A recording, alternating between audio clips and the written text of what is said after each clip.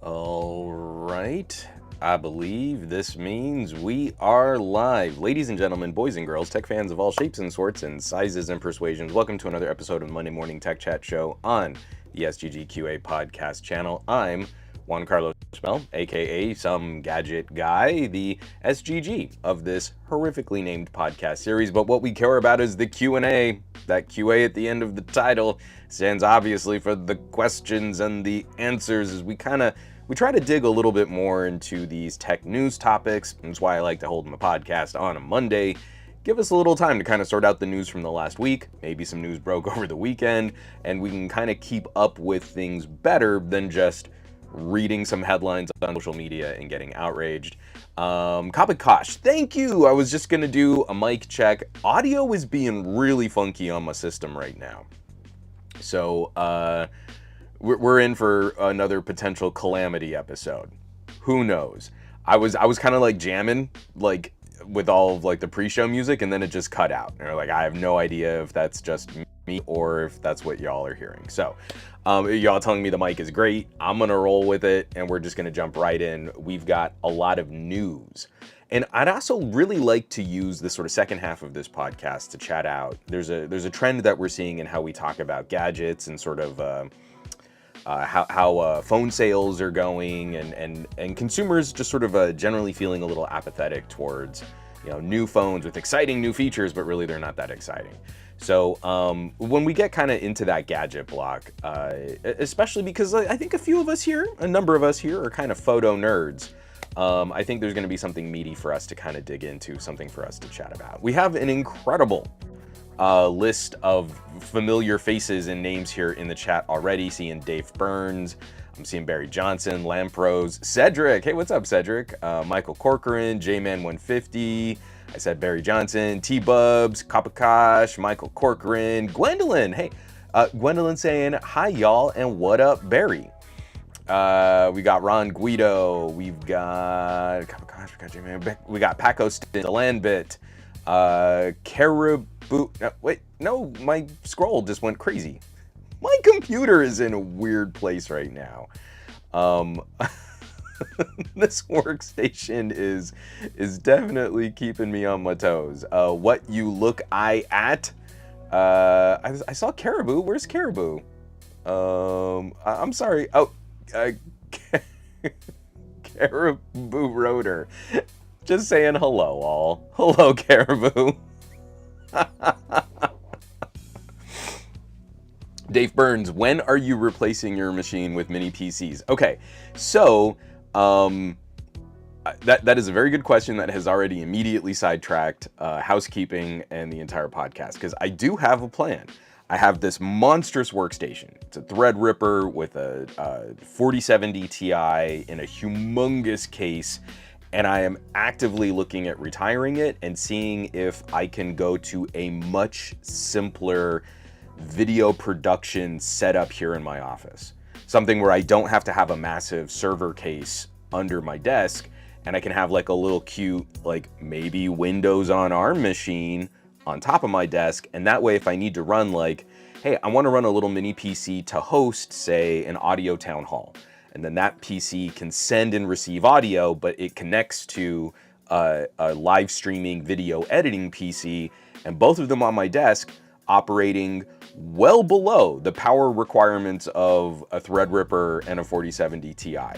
That's the grand plan. That's what I really want to make happen. And then I can get rid of so many cables on my desk and under my desk that I can actually use my standing desk to stand. Maybe even just completely get rid of any kind of gaming chair here in my office, and I can walk around and be a bit more mobile. So that's the grand hope, that by the end of 2024, I'll have retired the monster under this desk. So, Dave, you're not far off the pulse. That is something I really want to do. Let me take a little drink of coffee here. We have a lot of housekeeping to chew through. So hold on one second.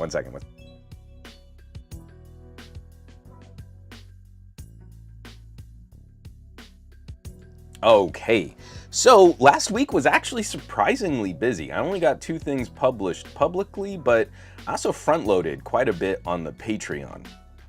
And we've talked about in the past just kind of the ebb and flow of what's going on with YouTube, watching another series of creators. We talked about Warner Brothers Discovery last week or the week before, shutting down like Rooster Teeth and something else. Adult Swim games like in the same week.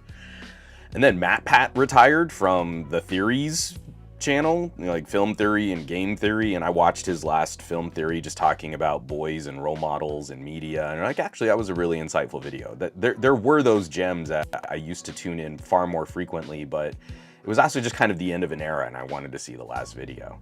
And you know, the burnout is real. Channels are kind of getting shut down left and right, or people are walking away to try and do other things. Think of all of the tech reporters and I don't want to use the word influencers, but commentators and reviewers that we've lost over the last couple of years.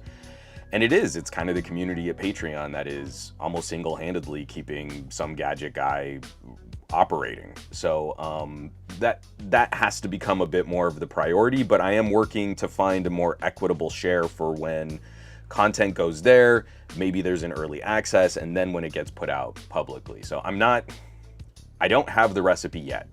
I think everyone in the chat would admit I'm doing this very poorly, but I am trying to find something that works for everybody and it doesn't feel like one group is getting, you know, all the attention and other people are getting ostracized. So, Dave Burns, I guess we gotta bully you harder.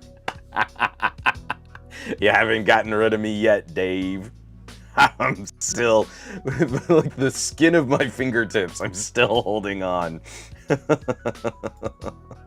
Oh, Michael Corcoran, that could be fun. Juan should make a horror movie where the villain is the algorithm. Wasn't there a terrible movie on Netflix? Was it on Netflix? I think it was called like Cam. It's about the adult industry, and when a performer starts getting really popular, this software like takes over her likeness and tries to hijack her audience. I want to say, I hope I didn't make that up in my brain. Someone please tell me if that's a real movie. Let's knock out some housekeeping before I get demonstrably hijacked yet again. So, published last week, I don't like this feeling. I occasionally have to dip my toe into the salacious waters of trendy outrage, or of like response videos, or in reacting to a review. And lately you've seen, like, I've really worked against trying to call out bigger reviewers for what I feel are very lazy review trends, because really all it does is popularize what little audience I can generate, just goes to popularize the even bigger channel, and they get more outrage traffic and they profit from that. So, the other side of this is just how disastrous social media has been over the last couple years. And I tried to cover this in a written editorial. Reddit is looking to do an IPO. It's probably coming down the pipe pretty soon. And I could not find a newsy angle. I like how to cover it, just the facts, try and keep my own personal bias and emotions out of it. But I have such a long history with trying to support and contribute to communities on platforms like Reddit that I really couldn't. I wrote this editorial 3 times, and by the third, it's maybe the most, it's sort of the softest flavor. I mean, like each version of the editorial kind of wound down. Like I had to exercise some of my demons and expunge some of my bile, but I got to the third one and it's still more of a personal opinion piece than it is any kind of articulate news coverage. And I got to the end and I'm like, you know what? I kind of need to title this editorial something fitting. So the title of this editorial is Reddit's IPO, I hope it fails. Because that's how I feel. And I lay out my thoughts on what it means to sort of participate on social media and how platforms take advantage of those people that actually supply the content. And increasingly, and this is the thing I don't understand, increasingly, social media platforms are also hostile to the advertisers that are funding the social media platform. So I don't understand why any company would choose to advertise on a platform like Reddit or even on YouTube when one of the major hooks for YouTube and Reddit participants, the viewers, is you can pay to disable ads.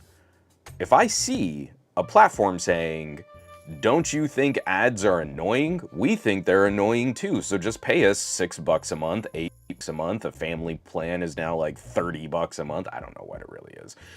And now you can get rid of those pesky and intrusive ads. Would you have any faith as an advertiser that your ads were actually getting linked up with appropriate customers who might be interested in your products and services? Why would you pay money for that? I don't get it. I really don't. So that's kind of the crux of this editorial, is just this stuff is deeply personal. We build friendships and communities and platforms, and we help people. Been involved in like high-minded debates on philosophy as much as I've also just like, you know, argued about nuance in animation and what album is coming out. By the way, Norah Jones' new album, absolute banger. Absolute banger. Lex and I have been jamming to it. It's got such a really good 70s vibe. The production is very clever. It's very sweet, and it feels like old-fashioned in that way that I love artists that really emulate sort of the period that they're kind of recording in. And I, you know, from Norah Jones being the artist that you would see on CD case covers in a Starbucks, to being just like every album of hers is like unique and fresh and on a pulse that I didn't know I needed to listen to. So anyway, highly recommend Norah Jones, really good. Moving on, the other major public, nope, come on, there we go. The other major review that came out is I've been playing with this Unihertz. I know all of my brethren are out there like, hey, here's this really fancy, expensive, like super awesome camera phone. And the folks at Unihertz reached out and said, hey, would you want to play around with a tank? So I said yes, because I have not experienced anything like this before, and I just wanted to play with something kind of wacky. The Tank 3, and you know, I have a full review, so I'm not going to recover all of the review here, but the Tank 3 has almost every single technology we've ever put into a phone before in one package, and combined with an absurdly large almost 24,000 milliamp hour battery power bank that can also sort of slow charge other small gadgets. And it's ridiculous. I mean, I've got a thumbnail with absurd question mark in big letters. This is not a phone. This is a portable communication appliance for people who might want some kind of weekender hiking, backpacking, literally it'll last 5 days out in the field kind of device. So I had to play. I've got a lot of thoughts and a lot of questions, and this is probably the phone that has injured me the worst. Was crouching to take a photo. I talk about this in the video. I was crouching to take a photo, and I show the photo. It's these like gnarled tree, dead tree trunks that have been sawed down in my neighborhood. And I was getting up, and I did something really stupid. I was holding on to it like a camera, big, flat, chunky sides. It's really easy to hold it like a camera. And I let go of one hand, and I went to flip the phone, just like any other phone. You know, like you go from holding it like a camera to holding it phone in one hand. And it completely slipped right out of my hand. And my instinct, which is so dumb, I went to try and catch it with my foot. So this thing weighs, what is it, 700 grams? 710, something, somewhere in there. I go to catch it with my foot, which basically means I'm kicking this block of battery, and I'm just wearing tennis shoes, and man, this thing like just punches me right in the top of the foot. And it hurts so bad. It was so bad.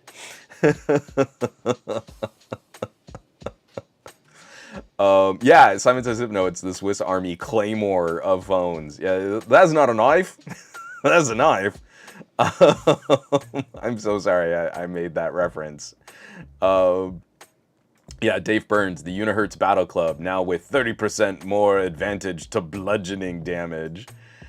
My foot can definitely attest to the accuracy of that statement. So those are the two big public videos. I've got a couple other Patreon things to highlight here in early access. I've got a OnePlus 12 versus Pixel 8 Pro showdown. And that I've spent some time living with both. And again, some of you might be able to predict what my general conclusion is between these two devices, but we got a nice little video that I can kind of point out some pros and cons and some comparisons between the two. Then we're going to be talking about this later on. This is what I was sort of alluding to. Were point and shoot cameras as good as we remember them? Fight for blood! And we've got an article that we're going to talk about a sharp rise in used camera sales.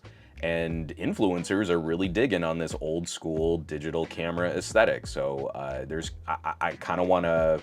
This article actually does kind of go back and forth with some photo samples and some comparisons between one of my old point-and-shoot cameras that I tend to find in a box in my storage, and the Vivo X100 Pro, which, funnily enough, the timing on this is kind of perfect because I finally finished my Vivo X100 Pro camera deep dive. 30 more minutes of me basically praising Vivo for having probably not the best camera of the year, probably not the best pro or ultra tier camera, what amounts to an incredible premium tier camera that stays in a slightly more accessible price range. And what Vivo is accomplishing, sub ultra tier pricing, is nothing short of remarkable. It is so far been the main camera you've seen in almost all of my B-roll. And in some of my like studio shots, I'm not even setting up, like I've got my Lumix over here on a microphone stand, of all things. You haven't been seeing my fancy mirrorless cameras in any of this B-roll. The Vivo is going toe-to-toe with micro 4/3. So it's pretty remarkable. And if you need it, there's 34 minutes of me saying, yeah, this is kind of the best bang for buck camera I've ever seen. And it's kind of fun to say that, even if you're repeating yourself. There are a couple sticky bits. Still, it's Vivo. It's a really messy camera app. But the criticisms, I think, all kind of into a specific charm in a very Sony-like way, where it's like, once you know what you're getting, it is a very specific kind of conversation. So I'm really proud of this one. This one came out really well. I'm gonna do a cut down, just the camera conclusion, and put that up on YouTube. But the bits of this one, I had a lot of fun because I also didn't have a ton of samples. You spend a lot of time reviewing phones and you fall into this pattern, and you fall into this trap.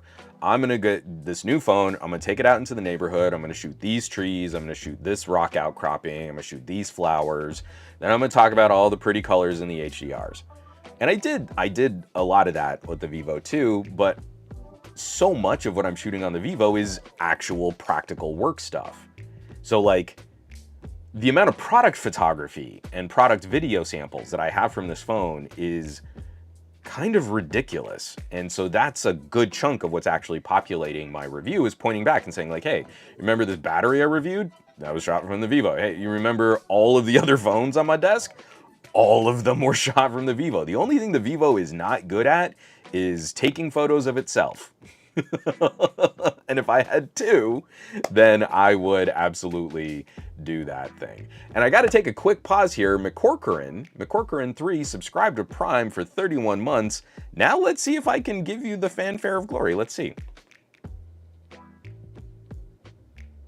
It does not seem to be playing. Well, let me try one more time.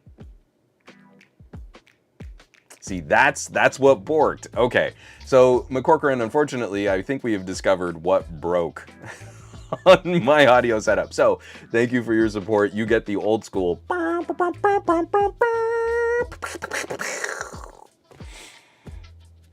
I really appreciate it. And again, all of the support, all of the contributions, and people joining these conversations and sharing these podcasts and videos and articles. It's what helps keep us little YouTubers and reviewers and commentators afloat in a sea of very scary tech topics and news stories. Yeah, we got a couple people just mentioning some stuff on Michael Corcoran saying, I remember Tech Preacher said the Tank 2 had better pictures, but that might have been fixed an update. It's a Unihertz. I don't know that we're really leaning on updates for a Unihertz. Unihertz is an appliance.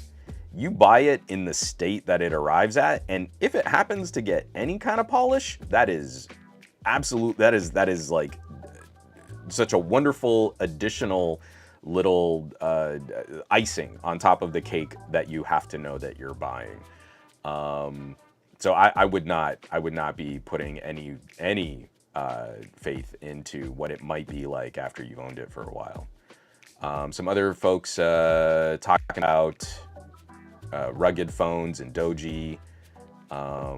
Yeah, and some of them are inexpensive. Like Michael Corcoran was saying, Doji S Mini looks pretty compelling for 199 bucks. I really feel like this is an underserved product category now, especially with the way that Kyocera dialed back. So anyway. Oh, Gormlord says, I still have the music going. I don't think that that's what's affecting it. I was just going to let the music run. Do you all not like the music, or should I cut the music? I don't know. I was just kind of let it jam. So anyway, this audio setup is stupid complicated, by the way, to get audio in on one computer to then send to a web distribution platform that eventually makes it to like Twitch and YouTube with a mic that also needs to be inserted and summed. You would think that we would have a mixer that could handle stuff like that, and it doesn't. None of them work. I was trying the Rode, I was trying cable audio, virtual audio, I was trying OBS plugins, everything. It is what it is. So I just kind of thought, hey, let the sort of background music play from the intro, and I don't know, I kind of like the lounge channel on Restream. So anyway, that is gonna wrap us up for housekeeping. We've got a pretty healthy news block to get through. Let me get this out of the way, get that right there. So everything that we're going to be talking about, all of the show notes, all of the housekeeping, and all of the articles, everything will be linked in this week's podcast post on somegadgetguy.com, especially for you folks in the replay crew. Always love folks in the replay crew, and those of you who are sharing and reviewing podcasts on your favorite podcast apps and services and platforms. Every little bit helps. It's what the little efforts that we see from week to week to week help bring some more new people in here, find some new audience, find some new listeners, and that's how we keep these conversations rolling. Let me get this right here. Oh, Michael Corcoran saying, hey, Juan, have you got in touch with Nothing? If they were smart, they would get you that neckband. I did see it spring up on eBay, but it's not officially out in the USA yet. And it's going to be like 40 bucks. I'm just going to buy one. I mean, I would like to be...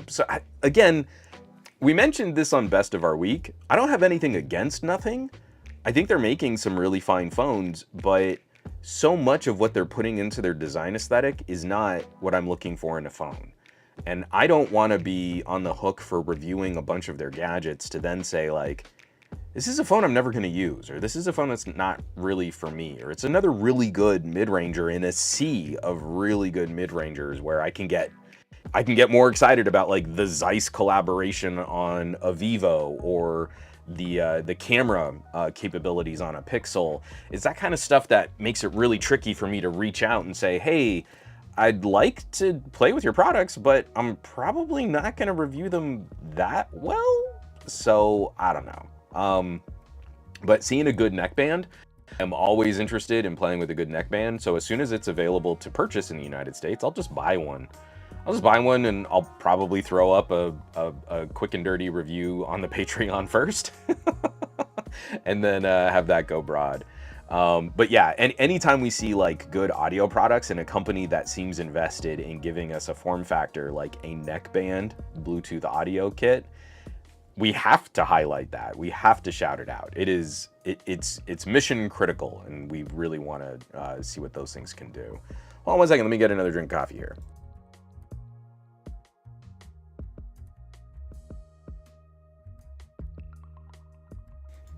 Okay.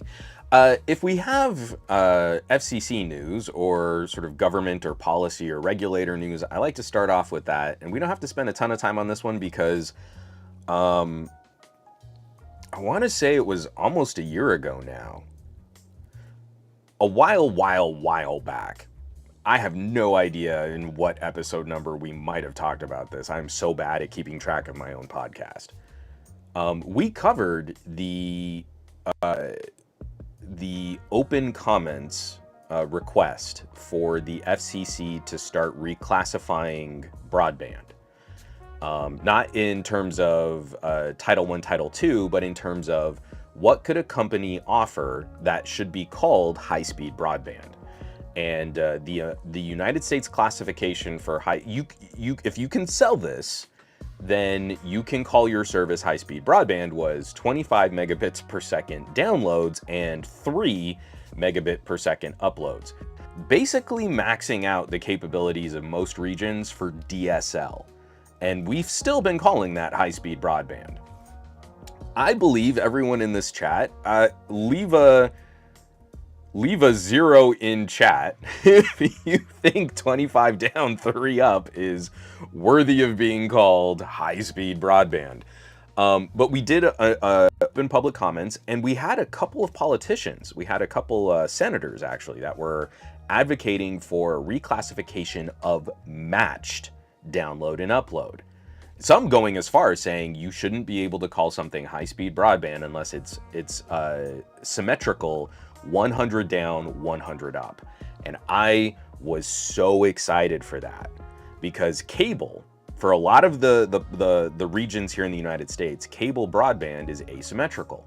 It's always been prioritizing your download and consumption and minimizing your ability to upload.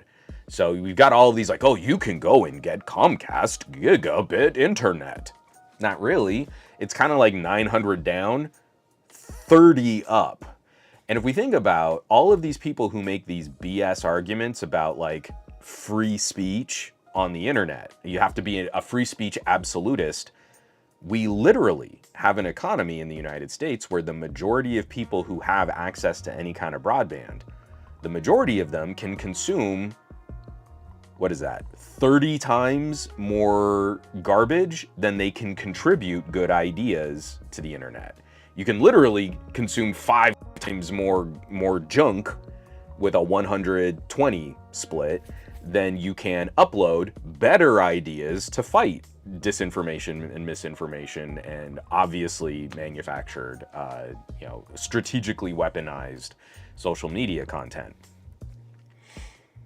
I'm of the mind that if we can't upload as aggressively as we can download, then we don't have sort of a fair, open, free speech tech society. I advocated and I requested that people write letters to the FCC. And I wrote a complaint to the FCC and I asked them to investigate. And unfortunately, the FCC has gone with a sweetheart deal to current cable providers. So what I'll be linking in the show notes is directly to the PDF, not to an article or an editorial about this. This is the official press release. FCC increases broadband speed benchmark and what they're going to switch. And they're so, like, the thing I hate about this is like they're patting themselves on the back at putting a label on sort of the lowest tier of what we already have. So the official broadband classification beforehand was 25 down, 3 up. The new classification is 100 megabits per second down and 20 megabits per second up, which again, in the vast majority of people that have cable broadband, that's kind of what you can get with cable. So Comcast and Spectrum, they don't have to do anything to change up their service or improve their service or work to bring United States citizens into a 21st century economy. And you've heard me whine about this in the past too. We have paid for and subsidized and paid fees and given sweetheart deals and tax breaks and zoning to all of these companies to give us fiber to home and more competitive communications technology and it's never materialized. I'm now, hold on, I want to try and do the math in my head. I think I'm almost 15 years in California from the first time I saw an open town hall call for public comments on investigating the potential of rolling fiber broadband to neighborhoods in Los Angeles. And we're still in the phase of, well, I think we need to investigate the business ramifications of giving people fiber, which should have been investigated 10 years ago. And there is no argument against it. And especially when we look at like the OE saying, hey, if you want to fix some of the issues with our infrastructure and with our electrical grid, and you want a better platform for things like EVs and smart power, you've got a smart home, but the smartness of your home stops at the electrical outlets because our energy grid is so antiquated. But if you want to improve those capabilities, the first way to do it is to start plugging homes into faster data. And that's not going to work with 100 megabits down and 20 megabits up. Again, your ability to consume garbage is 5 times better than your ability to upload better information to combat that garbage. So it's a really disappointing turn. I really feel the FCC has failed us here, and this was only so that they wouldn't face any kind of distinct challenge or lawsuit from cable companies. It definitely finally puts the cap on DSL.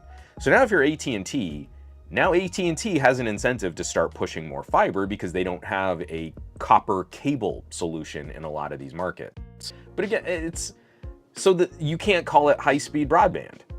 They're not going to care, and their customers aren't going to have, magically, they aren't going to have a competitive option. If you live in an area where the only thing you can get is DSL, you just lose the high-speed broadband moniker. Still going to be the same. No one's going to go rolling in there to say, oh, but we've got the high-speed broadband. So it doesn't help.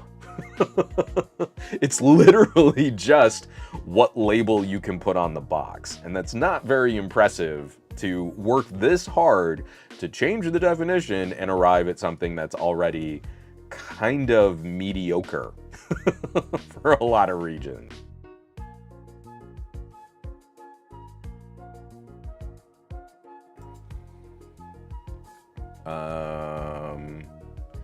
Let's see. Yeah, Dave Burns gave us a 0 in chat saying, yeah, this gets crippled in dense housing. Muppinish is saying 25 megabytes a second is super fast. So what is that? 25, that's 200. Yeah, it's 200 megabits per second. But if you have 25 megabytes per second, that would be awesome. Most Americans don't have that. See, Vasicos, this is what's killing me. I would gladly pay for less download to get more upload. Vazico says, I have symmetrical 100 up and down, and it's a special kind of freedom. Yes, I have 20 megabits per second up. I'm uploading 4K video to the internet. My Vivo X100 Pro deep dive, the camera review, what is that? That's an 18 gigabyte file, and it took half a day. It took like 4 hours to upload it to half a business day. It took like 4 or 5 hours to upload that to YouTube. It's pretty awful. If I could quadruple that speed, I would be in much better position. Yeah, Simon says, no, money for nothing, but the clicks ain't free.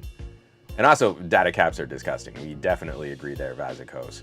I'm with you, Dave. I'm becoming radicalized in making the internet a completely total public utility.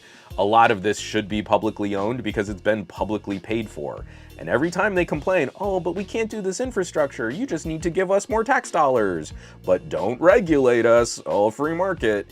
Nah, I'm kind of over that, and I'm going to be actively, excuse me. Ooh, that cough came out of nowhere. I'm going to be actively writing letters to my Congress representatives and my senators saying, in the future, I will only be supporting candidates that are now starting to take a tougher approach to broadband regulation and how we do business globally as a telecommunications entity. Let's see. Oh, and Michael, you're making some great points. I'm going to skip over them, but definitely be reading some of Michael's comments right there. Wes was my producer at Newegg. You told me how much you loved the internet speed at Newegg, so I had them hook you up. No, Wes, I was telling you how terrible it was. Oh, what a terrible miscommunication. Oh, gosh. You would think, again, like a massive tech retailer like YouTube trying to put out incredible video live streaming and trying to make really good content. Not great. not a great internet hookup at Newegg, which I don't think would be surprising to a lot of people. Now, one of the things that you can do with excellent broadband capabilities, of course, is consume and distribute adult materials. That's kind of one of the main functions of the internet, unless you live in Texas.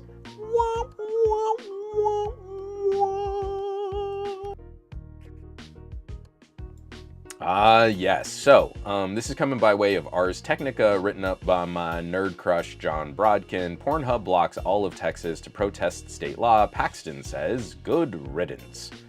Pornhub has disabled its website in Texas following a court ruling that upheld a state law requiring age verification systems on adult websites. Visitors to thepornhub.com in Texas are now greeted with a message calling the Texas law ineffective, haphazard, and dangerous.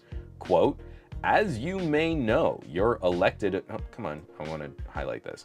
As you may know, your elected officials in Texas are requiring us to verify your age before allowing you access to our website. Not only does this impinge on the rights of adults to access protected speech, it fails strict scrutiny by employing the least effective and yet also most restrictive means of accomplishing Texas's stated purpose of allegedly protecting minors. And, the Texas Attorney General just says, good riddance. Sites like Pornhub are on the run because Texas has a law that aims to prevent them from showing harmful, obscene material to children. We recently secured a major victory against Pornhub and other sites that sought to block this law from taking effect. In Texas, companies cannot get away with showing adult materials to children if they don't want to comply. Good riddance. So, yeah. I think one of the major problems is like the system by which Texas has constructed their setup to try and verify ages is it sounds pretty terrible.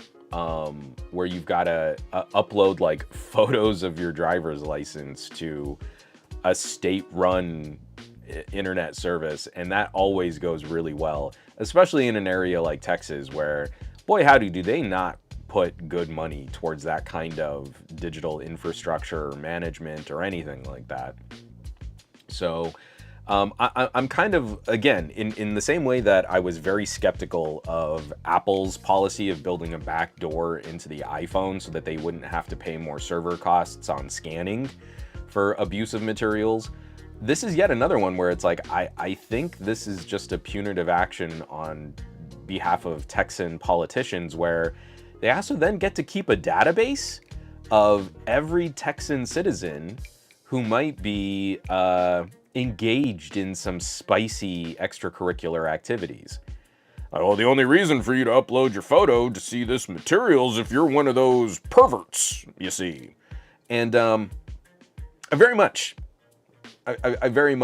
disagree with their management of this situation and their attempts at sort of reining in this. I don't disagree with sort of a general sentiment that we need to be mindful and we need to be conscious of how services spread and how we miss the educational opportunities to help kids with these very difficult concepts. Here in the United States, especially when we talk about kids growing up and learning about reproductive health, unfortunately, because of so many school districts kind of curtailing good educational opportunities for that kind of discussion, those kids are more inclined and more likely to start seeking out adult materials that are ridiculous fantasy.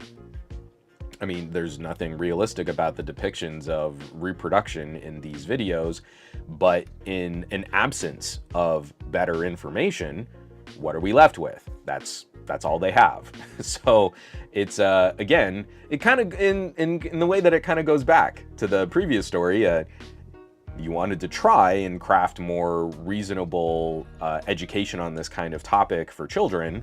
It's very difficult to upload higher quality content to that discussion as it is to download the ridiculous, fantastic, imagination-y depictions of reproduction that you are apt to find on a site like thepornhub.com. So this is yet another one where I'm not particularly impressed with the court's position on this kind of stance.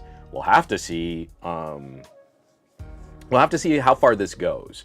Whether or not this law in Texas will make it to the Supreme Court, and then how much faith we have in the Supreme Court to rule on this in sort of a fair or adequate manner, given the legalities of this case. But I think Texas is kind of overreaching. I think Pornhub's response is probably the best solution that they have, is literally just pull the plug on it, because at that point, we're going to see VPN access just launch. So, if you're in Texas, what we should be doing right now is we should be tracking how many people are installing VPNs in Texas. And I think that would give us a good kind of overview on what the state of the consumption of this media really looks like, and how ineffective this kind of policy is when we're talking about state lawmakers to be like, no, this is a bad thing and babies can't have steak because they don't have teeth to chew it, so no one can buy steak. Yeah, I kind of butchered that last metaphor joke. But yeah, I'll be really curious to see how this one plays out. So check the article, Ars Technica. John Brodkin wrote it up, and he's got links to a couple other similar rulings too. So he's got the links to other court cases that have kind of been discussed as precedent for how we might be managing this stuff in the future. So, Dave Burns has a pair of comments here. Hold on real quick. Surgeon General under Reagan, who was a devout Christian, recommended sexual education starting at 5th grade because of the AIDS epidemic. And Dave, and how many more people are now accessing Pornhub in Colorado? I'm telling you, like, it's one of those things where, it wouldn't necessarily be a good look for the VPN company to be like, oh no, a bunch of people in Texas are using VPNs, but it would be a pretty good ad campaign to be like, hey, so politicians are trying to shut you down, huh? I thought Texas was all about like freedom and rootin' tootin'. Oh well, I guess you guys suck now. Sure would be terrible for all them Texan politicians if you found out that there was some kind of service that could make it look like you were browsing the internet from another location. This podcast not brought to you by a VPN provider. At some point I should like reach out to Surfshark and be like, hey, give me a promo code and I'll just put that in one of my ad blocks on the podcast. Moving on, in yet other disastrous news that we can kind of have a little bit of a chuckle at. I think this car market has been wild to follow. So we had like a whole bunch of chip shortages during the pandemic. We were hearing about fleets of vehicles that couldn't be finished. Car prices started skyrocketing. We've been dealing with a ton of inflation. Our money has gone. How do I want to say that? Our money has never gone shorter. You say like the value of a dollar goes farther, and now it's the opposite. So, this is an interesting indicator of seeing EVs, the ebb and flow of interest in EVs kind of cycle. And funnily enough, I caught this article first. I caught the story first from Notebook Check, written up by Daniel Zlatev. Used car prices fall most on record as Hertz CEO ousted over drastic Model 3 depreciation.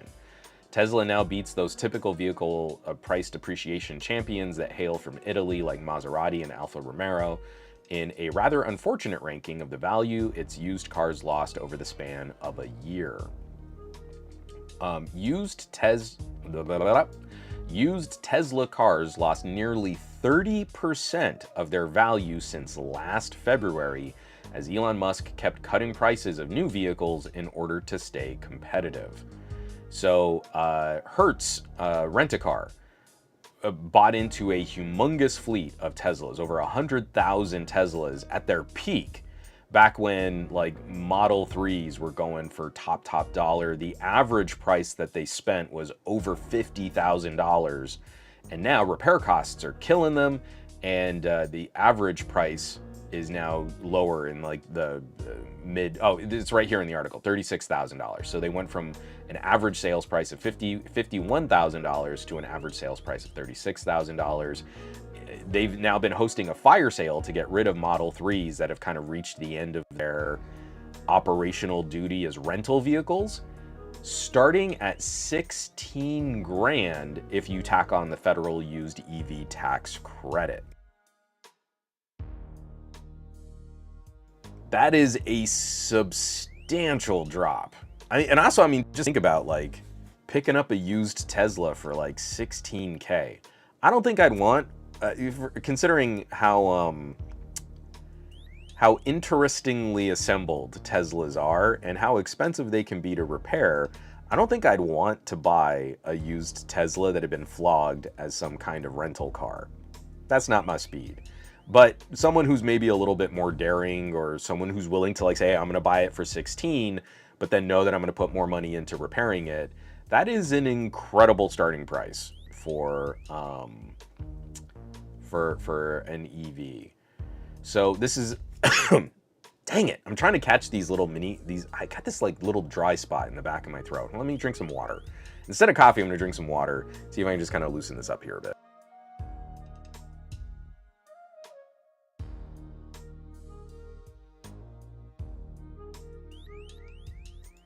I don't know that that really helped, but it's been interesting to see. We've seen China scale up EV production, but then also in a way that's kind of been disastrous for their own EV economy, where we've been hearing those stories too about like fields of electric vehicles just getting built to not be sold. And their industries are kind of subsidized to a certain degree. So internationally, and especially in trying to compete in China, I understand like, hey, let's cut prices. Let's see if we can make the Tesla more attractive, you know, see if we can get more of them driving around in China and people will be excited about that. That might work for the short term. But what we've seen, especially recently in gadget land and in EV land, is there's been kind of a social push for Chinese citizens to support Chinese companies.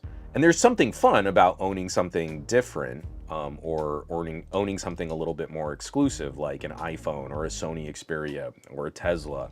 But increasingly, the vast majority of the push, it looks better as a citizen of China, and especially for a country that grades you on your social score, if you're supporting Chinese industry.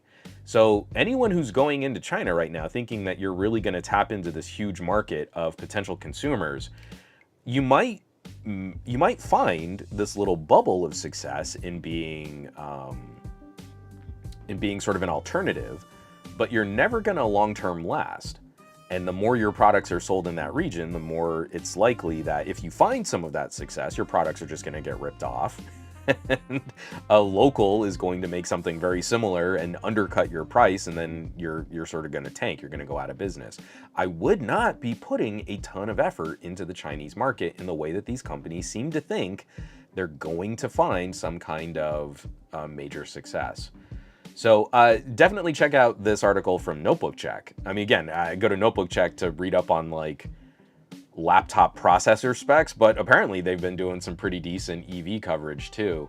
But yeah, this move, it apparently was sort of a major contributing factor to the CEO of Hertz Rent-A-Car stepping down as CEO of Hertz Rent-A-Car over the purchasing of 100,000 Teslas now, burning him bad.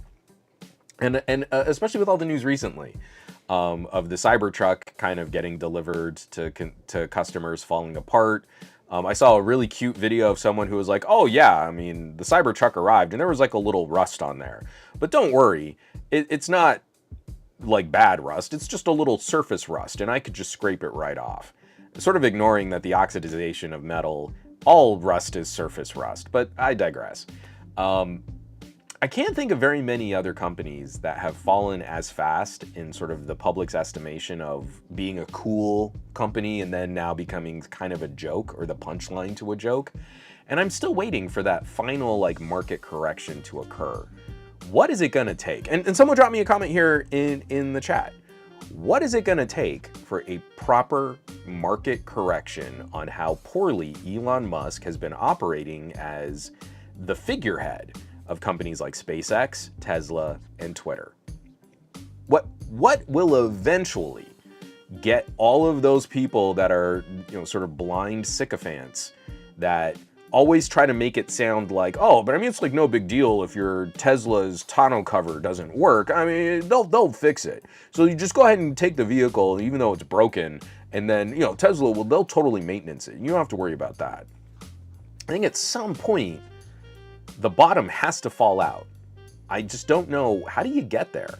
It seems to be, to me, that as long as you're still one of the wealthiest people on the planet, you just have an army of people that desperately want to promote how awesome you are just for being rich. And so I don't think that's ever going to go away, but I think the whole sheen of, Elon Musk is an eccentric genius who's going to do some Tony Stark stuff and bring us the future, that's pretty much gone. I still occasionally bump into somebody who's like, yeah, Elon Musk, he's pretty bright. He's a weird dude, but yeah, he's done some pretty cool things.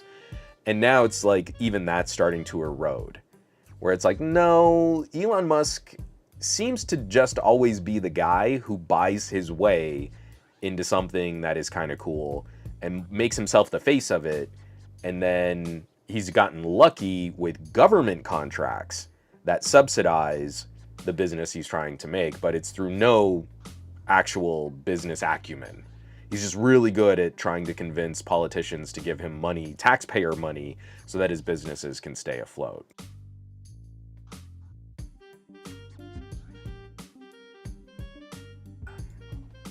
All right, let's see.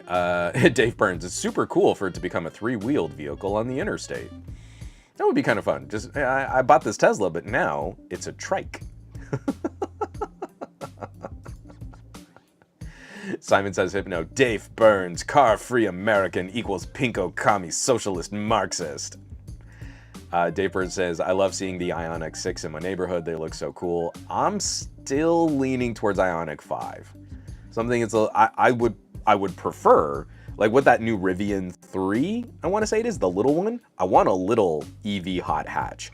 But having a daughter and doing activities and occasionally wanting to like maybe road trip and do some other stuff, like we'll probably end up on something like an Ioniq 5. But it just makes me sad because like Tesla was gonna be our go-to. When they said that they were gonna make a little Tesla hatchback, like a Tesla 2, I was pretty stoked. Like something just, I love a little hot hatchback. I want a zippy little car.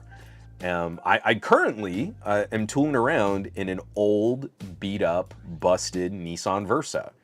Is it an exciting car to drive? Not at all. Does it get incredible gas mileage, even though it's a totally a gas car and it's not an EV or a hybrid? I can kind of run it to like 40 miles on a gallon, especially if I'm doing a good mix of like freeway, not stop and go driving. And it's old enough that like I can fix most of it with like a socket set. Like if I need to do a brake job, I can still do a brake job on my ancient Nissan Versa. So anyway, I'll just be curious. I'll be really curious to see when does this last like remaining shred of Elon Musk adulation finally fall apart. This is another one. I'll be really curious to see some of your thoughts. Apple just had their recent MacBook event, talking about how, this is the most AI laptop that's ever been made in the history of laptops and AI. But if you notice, like Apple didn't really do anything. I think this is one of the things that I'm really tired of in the current flavor of Apple, is they're not contributing anything to this new product segment or this new market. Their mixed reality headset, the Vision Pro, is an incredible collection of micro OLEDs, apparently poorly focused. So if you get the lens on the Vision Pro, it's actually blurring more detail than if you had a lower resolution screen like on something like the Quest.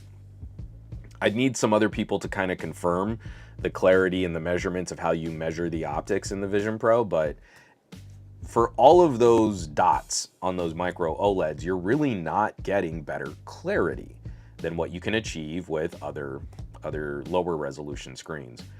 I've sidetracked myself. We're trying to move to this next story, not relitigate some of these past things. But the MacBook event came out and they were like, yes, our laptops are AI now. All they did, as far as I can tell, all they did was open up the neural core compute features for devs to make more apps that can utilize that on-device machine learning. I'm not seeing anything else. Like, Apple hasn't done anything with AI. Siri hasn't gotten any smarter. There is no generative Apple system. And now we're getting news that to kind of help improve the machine learning and language model use of Apple products, that Apple is likely going to partner with Google and license Gemini to be the backbone of iPhone AI features. So Apple isn't even making their own AI. They're just making a phone chip that has a neural core setup on it, a machine learning set of NPUs or whatever we want to call them. And the actual backbone of this service will go through Google software to utilize their set of parameters and generative models. I am not excited about this. Like, at some point, you've got to say, like, if the future of this kind of mobile interaction, mobile compute, if your phone becoming a better assistant matters to you, well, then what is the experience that Apple is really bringing to the table? And from what I've read and from the interviews that I've had with like MediaTek and Qualcomm executives, it's like Apple is also really kind of going lean on a lot of the technologies that would empower a better AI experience. Like, you need RAM. You need a lot of RAM to unpack billions of parameters in a language learning model. And we know Apple goes really lean on MacBook RAM and iPhone RAM and iPad RAM because they know their consumers aren't really invested in the specs and the performance and all the things that you can do with these different devices. You buy the iPhone so that you have the right color text message bubbles, right? That's like a major sort of social pressure that goes into owning an Apple product, not, oh, I got this thing because it has these incredible capabilities. So I totally believe that an ARM chip with a decently powerful NPU should easily be able to embarrass any Intel-powered laptop out there. Intel and AMD are way behind on these little NPU chiplets that you can stitch into a phone or a tablet or a MacBook. So I totally believe Apple when they say, hey, we can do this many floating point operations and we can do all of these kinds of tensor operations and NPU operations and we can crush this much data. Absolutely, totally believe it. I totally believe that the M3 NPU is more powerful than anything AMD has put into a laptop. But what can you do with it? How do you make your laptop the bestest for AI if you haven't brought any services or platforms or products to the table? If you're only just hoping that developers are going to take that NPU and run with it and build the services for you, then you haven't done anything with AI. And that's what's so concerning. So if you care about this kind of gen or edge AI, whatever we're going to call it, I still try to talk about it in terms of machine learning and sort of language learning models, because it's not really any kind of emergent intelligence.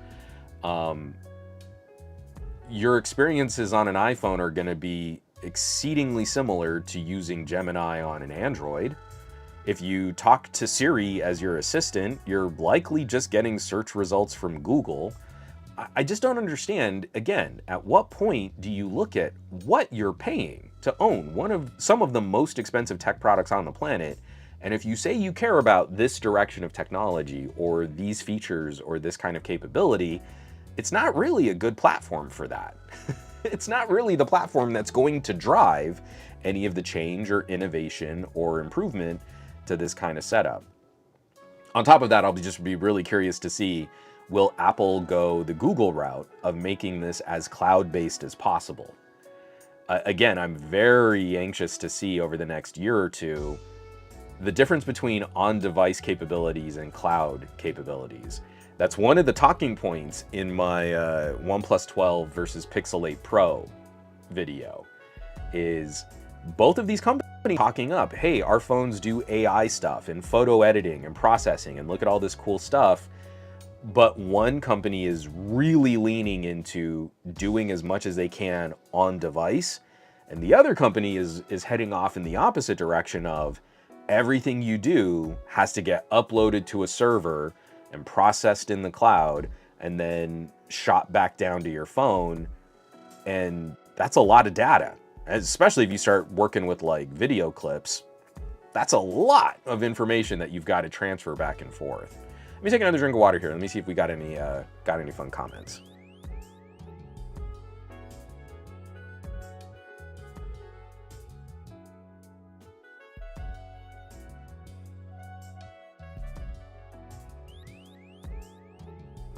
All right. Let's see. Dave Burns is saying, I still don't use AI on the daily, not in like a proud way. I just don't have access to a tool that it's useful for yet. I've been dabbling with some stuff, but so far the only thing that I've done with AI was I was able to get it to sort of cobble together a thumbnail image for my OmniVision camera video, where I've got a wrestler that's leaping from the top rope. Let me tell you, that took a lot of tries. I used Microsoft Copilot and said, hey, can you draw a picture of two wrestlers on the mat and a third wrestler jumping off the top rope about to land on them? And I think it took me, I didn't really fully count, but I know it was over a dozen alterations to the prompt before I got something that was kind of usable.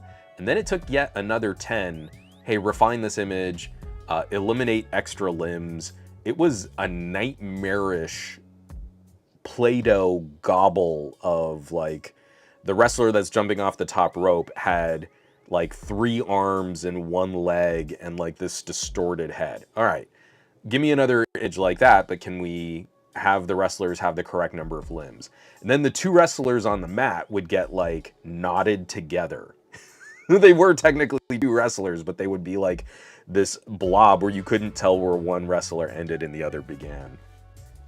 Al Sabakli, everything is AI now. Laptops, phones, tractors, spoons, tacos. I would be very curious on the benefits of an AI taco. That is the food of my people, and I wonder how we could make that more intelligent. Simon says, Hypno, Pixels will now get AI features after Samsung and Apple devices now. Someone shared on Threads like a shocked reaction emoji of Samsung after the news that Apple put out on AI with Google. And you're like, yeah, Samsung has been so thirsty to try and be the Apple of Android land. And now, if you want Google AI features, you could get them on a Galaxy, or I guess you could get them on an iPhone now. I guess, you know, if you're going to copy the iPhone, you should lose sales to the iPhone, as far as I'm concerned.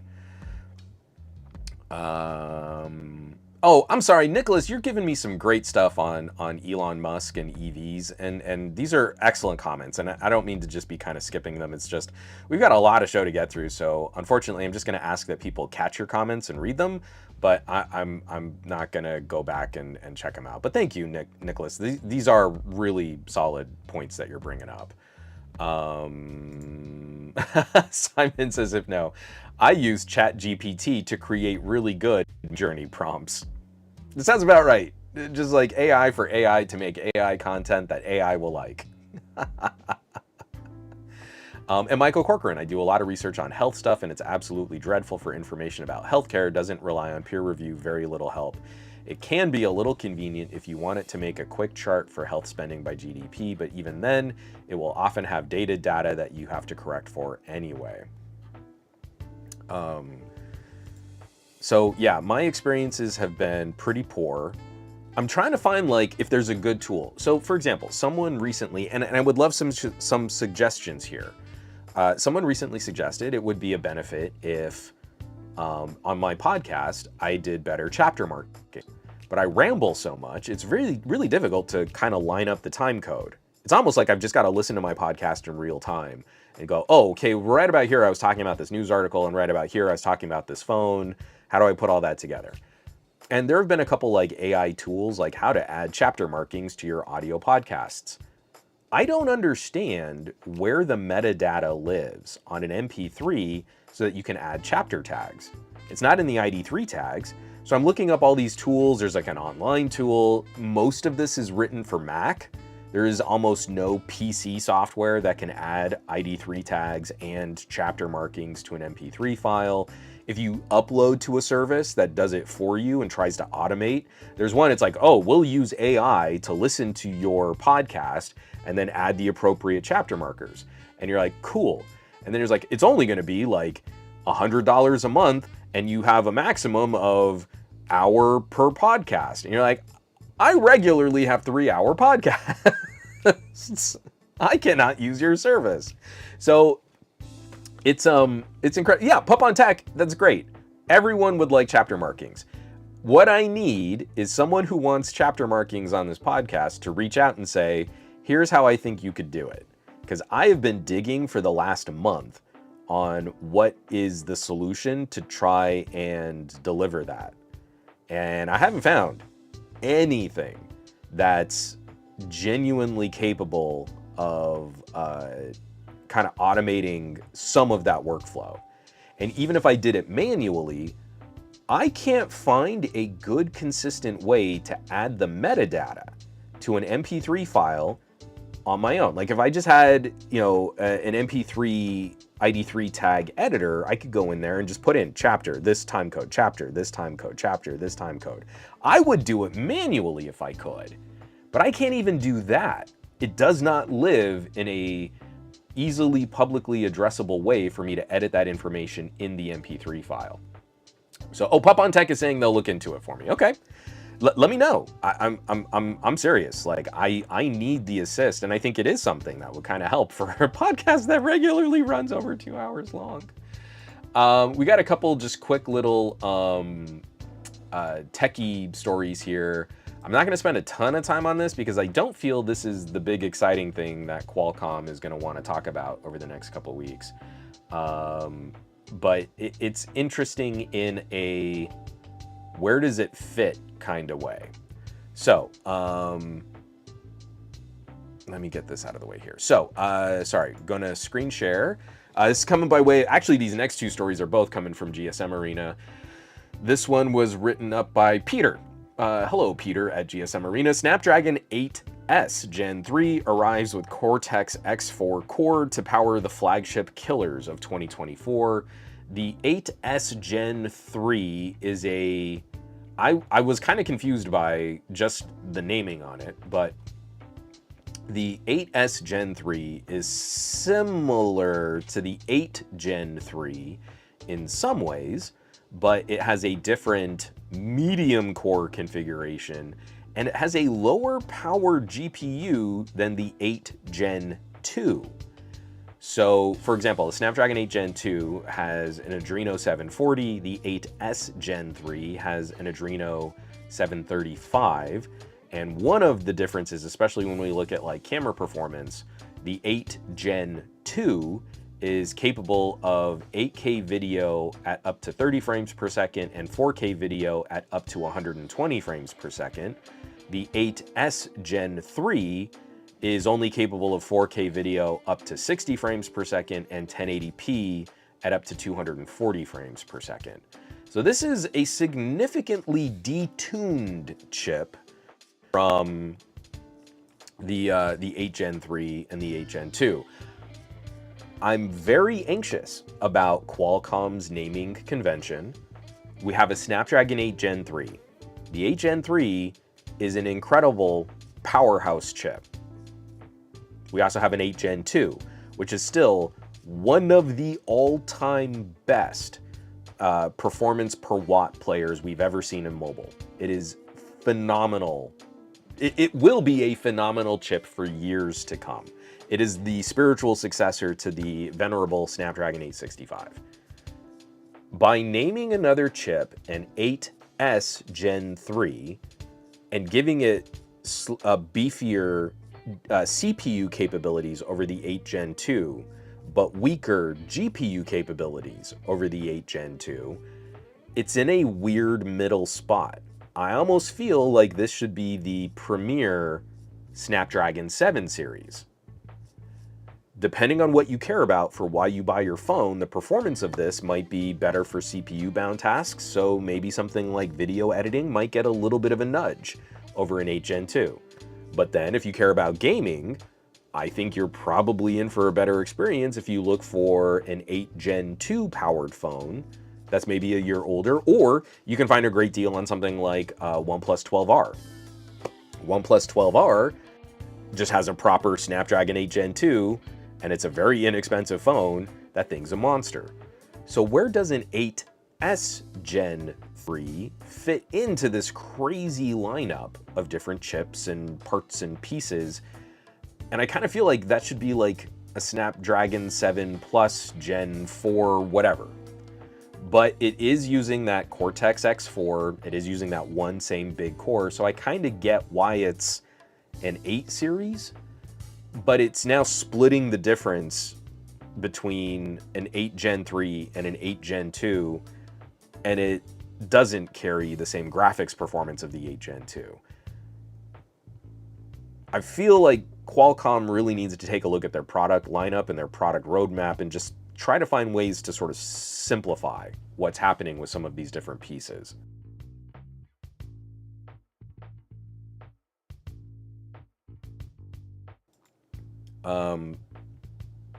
So one of the things that was confusing to me, and also why I don't love their naming convention, at first I thought the 8S Gen 3 was just going to be like a detuned or a clock speed throttled 8 Gen 3.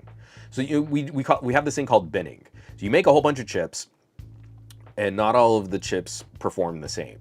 And so sometimes in process, I'm grossly oversimplifying this. Sometimes in processor land, you take like the best performing chip and you say, okay, well, this is going to be the top tier product. And then you take some of these chips where like, hey, 2 of these cores don't really work the way that they should. So we'll call that a medium tier model.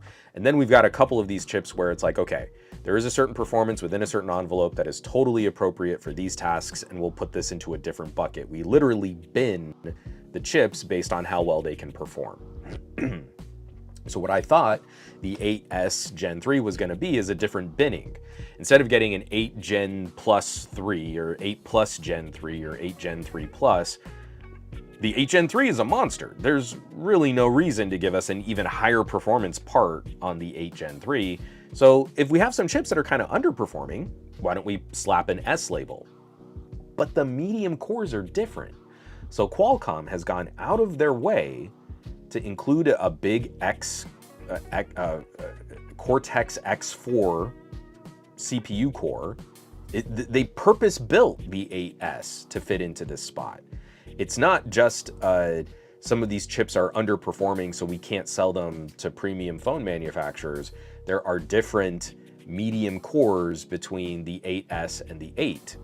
And they purposely put a different Adreno GPU on this. Oh, and it also has a different modem. So instead of having the X75 modem, it has the X70 modem. So they made this chip to be this way. And that's what I don't get. This to me is a very interesting product launch. And I'm curious. I wonder who in the chat, I wonder who do you think is going to use this chip as for like a mid-ranger kind of phone, right? I still think this is going to be kind of an expensive product. It's still a 4 nanometer part. It's still a Cortex X4, you know, UFS 4, USB 3.1 Gen 2. I mean, like every part of this is still kind of a pricey chip. So does this end up in a Poco? Pocos have now been kind of pushing more into the 7 series chips just to kind of keep costs in line. I don't know where this fits, and I wonder, like, how much can you really sell this below the price of the 8 Gen 3 and not be stepping on, you know, running out your inventory on the 8 Gen 2 and using all the 7 series phones. Aditya Anil saying nothing phone. So wasn't the nothing, didn't the more expensive nothing phone use the Snapdragon 8 Plus Gen 1? I want to say that that's what they used. Someone please correct me if I have that wrong. Yeah, Pup on Tech. I think they're doing it on purpose. Yeah, this is purpose built. So it's not even like oh, we binned this chip and it wasn't as good. It's like, wow, you really made this thing to be exactly this position. Simon says, Hypno, it's an 8 Gen 3, just like all Galaxies are the same. I heard someone say the Galaxy S24 Ultra was the best, so I went to my carrier store and had a good sale on the Galaxy S24. That's a totally different phone. No, it's Galaxy S.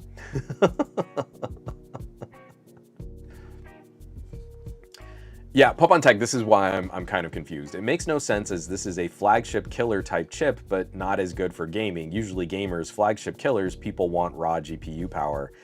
And that's not what they're gonna get here. Now, it'll be better than any phone that's probably rocking a 7 series, I think, but it's just such a weird position to be in. And again, to recommend, if you can grab a phone with an 8 Gen 2 on sale, that's probably gonna be better overall than what you're gonna get with this new chip. And J-Man and Pop on Tech and Barry Johnson, Nothing Phone 2 was the 8 Plus Gen 1. Okay, so I had that right. My brain leaks like a sieve, so I didn't know if that was the deal. So anyway, I don't know. Drop the name of the company. So far, the only suggestion we've had is nothing. Drop the name of a company in the chat who you think will be the first to use an 8S Gen 3. My vote is going Poco. I think Poco will be the first to use an 8S Gen 3. So we'll have to see how that lands. Dave Burns is saying maybe a photography-focused phone? I don't know. I don't think, again, if you say it's a really hardcore photography-focused phone, you lose out on a lot of video capability. I know, like, you know, I don't really promote or do a lot shooting 8K, but if you're telling me that this is like the purpose of the phone is camera and photos and videos, that is kind of a spec that you want to have on there. Okay, so we've got some predictions here. We'll have to revisit this at some point. I'm going to try and make a note of what episode I did this in. Muppinish is saying Xiaomi. Dave Burns is saying OnePlus/Vivo. Right, two picks right there. Michael Corcoran also saying Xiaomi. Simon says Hypno says Realme. All right, Realme versus Poco. Simon, I accept your challenge. Gauntlet has been thrown. Pup on Tech is saying it will be in a OnePlus Nord, Nothing, and Poco. Malik is saying Poco, Redmi, or OnePlus if they do a T series. Ah, actually, that's kind of clever too. So like a Xiaomi T series.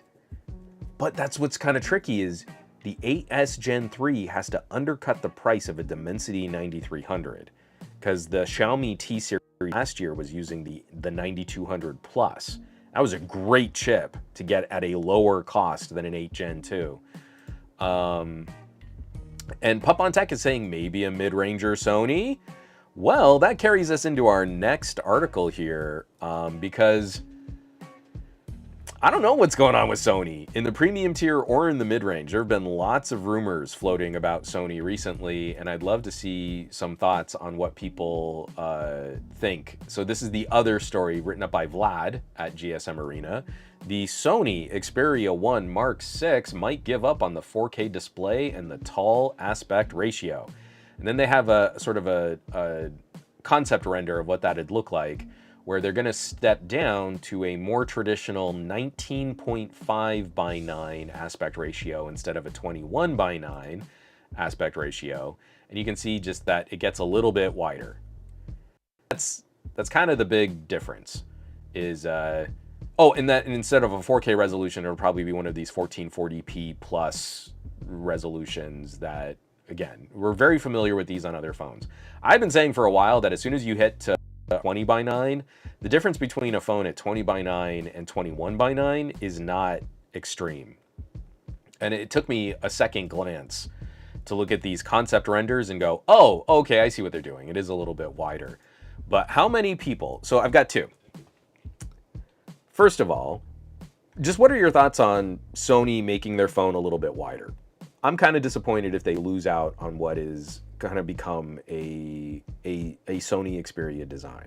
And two, how many articles do you think we're going to get from tech outlets saying, Sony's watering down their iconic design, but those are the same reviewers who always complained about, who could even use an Xperia? It's so tall and it's so skinny and it hurts my wrist when I have to use it because it's so tall and I just can't handle.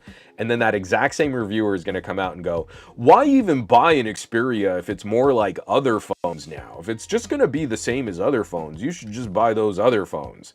And I'm already hating the imaginary editorials and write-ups that I'm already seeing. But if it comes to pass, and an Xperia 1 Mark VI does arrive with this kind of screen display, with this kind of display aspect ratio and resolution, there is going to be an army of influencer reviewers that will just need to line up and stooge slap, just hand out, run down the line, tack, tack, tack, tack, tack, tack, tack, tack, tack, tack, tack, tack, tack. I'm upset because I don't feel like Sony ever really landed the messaging on having the 4K resolution. There's something incredible about putting out a phone with a 4K display, because if you really pay attention to the measurement of the visual acuity of the human eye, it's around a 4K resolution on a phone-sized display that we completely max out the human eye's ability to discern dots and pixels in detail. At the minimum focusing distance, at 20/20 vision, your visual acuity is starting to approach a screen that would be populated with a 4K number of dots. Not to mention people who have better than 20/20 vision. And I feel like there could have been something in there. In the way that like LG did kind of land a certain quality of understanding from tech nerds on quad DAC, on much, much higher audio fidelity, much, much higher audio resolution. That did help cement, like, oh, if you want a phone that does the good audio, LG should be your pick. And there were techies who didn't understand anything about like the actual mechanics of it, but at least that little germ of an idea of marketing got through. And I feel like Sony kind of missed the boat. At a 4K panel, we have nowhere else to go. We're done. That's it. That's what you need to accomplish to make sure anyone who has optical enhancement, maybe like really aggressive magnification on their glasses, anyone who has better than 20/20 vision, or people with 20/20 vision but who are more inclined to hold their phone a little closer to their face, at a 4K resolution, we are done. There is no improvement from there. You have maximized the visual acuity of the human eye in this panel. So I'll personally be sad if Sony walks away from this, because even before the current Xperia line, the previous like Sony Z series, they had 4K displays. There was a reason why Sony was on this bandwagon, but I don't think they ever put the messaging behind it that they really could have. And of course there were those other issues too, where a lot of the apps and services on your phone would be run in 1/4 resolution, kind of a 1080p adjacent resolution. It wasn't true 4K. So I totally appreciate why some people were very critical of Sony's marketing and presentation of that. I don't believe there were many apps or services that ever properly ran at 4K 120. It would either be 4K or it would be 1080p binned down resolution at 120 hertz. But I was still kind of in there. Watching content on a Sony display, especially when you have really good 4K Blu-ray rips, it looks really good. It looks really good. Now, those Blu-rays are only playing at 29.97, so you don't have to have 120 hertz, but still, it was a unique feature perk. I'll also be really sad because Sonys are very easily one-handable. So that narrower display, I liked it. I really dug it. That was something that appealed to me. And having like a lot of vertical space for apps that you scroll through, having a good cinema wide for the kinds of movies that I like to watch, and then just not being quite as broad to reach my thumb over. We got Marie the Pixel 8 to replace her old phone that kind of got all busted up. And in between, she was using my Xperia 1 Mark IV to see if she would like the Sony. We were maybe going to get her an Xperia 5, Xperia 5 Mark V. And then that never came to the United States. And so instead, we got her the Pixel 8. But she still has my Xperia 1 Mark IV and has kind of refused to give it back. So I'll have to work on her for that. But yeah, I think in light of the Xperia 5 not coming to the United States and the Xperia 1 Mark VI taking sort of a more distinct turn from the traditional Xperia design, my hope would be that Sony is using this extra width to maybe bump up the battery capacity a little bit, maybe improve some of the internal cooling, so you have just a little bit more area, a little bit more surface area, a little bit more depth. I think that all would be fine. If they start down that path of, well, we're also going to get rid of the headphone jack, or why do you need to expand the storage, or getting rid of some of the advanced features or capabilities of what makes a Sony, I'll be more upset.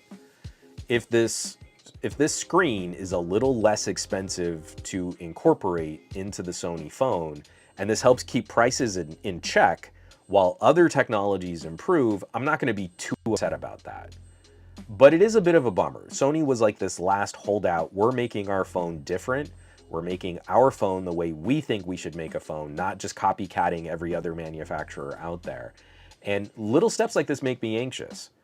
Like, I really do feel Sony is probably looking at an exit strategy from North America. Why keep sending your phones to North America if you're going to sell tens of units, right? They're not in carrier stores. They don't want to approach that kind of a relationship with United States carriers. So I do have to wonder how much time we really have left with the Xperia line, even though from just like a units sold perspective, they're still profitable. Like, Sony's still making money on these phones. They're not selling at a loss and having to buffer the Xperia division with other products making more money. But it doesn't seem like they're really trying to aggressively push what is a Sony first solution for a 21st century pocket computer. And instead, these moves all feel like compromises. All these moves feel like a Sony that's like, oh, okay, well, I guess we could do this too. And that's the worst place to be. It's what's killing Samsung right now. It makes all of these products less exciting. The Sony design has always been a bit divisive, but that keeps you in a conversation where your product is different. And that's a good thing for these reasons.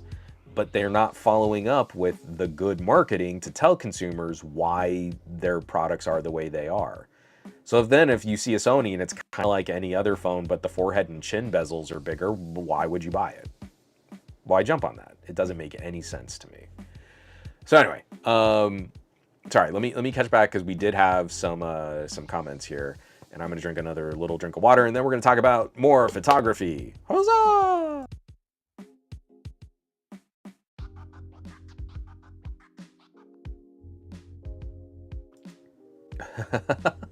So Simon says Sepino saying the 4K screen is lovely, but overkill. Aditya Nil, Sony is in their F around and find out phase. I don't know. I mean, like, I'm still really positive on what the Xperia represents. That's why I don't want to lose it. I don't want to lose it as a competitive option against Samsung trying to make another iPhone. Aditya Nil, I genuinely think the extra width would be noticeable. The tall Sony is surprisingly comfortable to hold. I completely agree.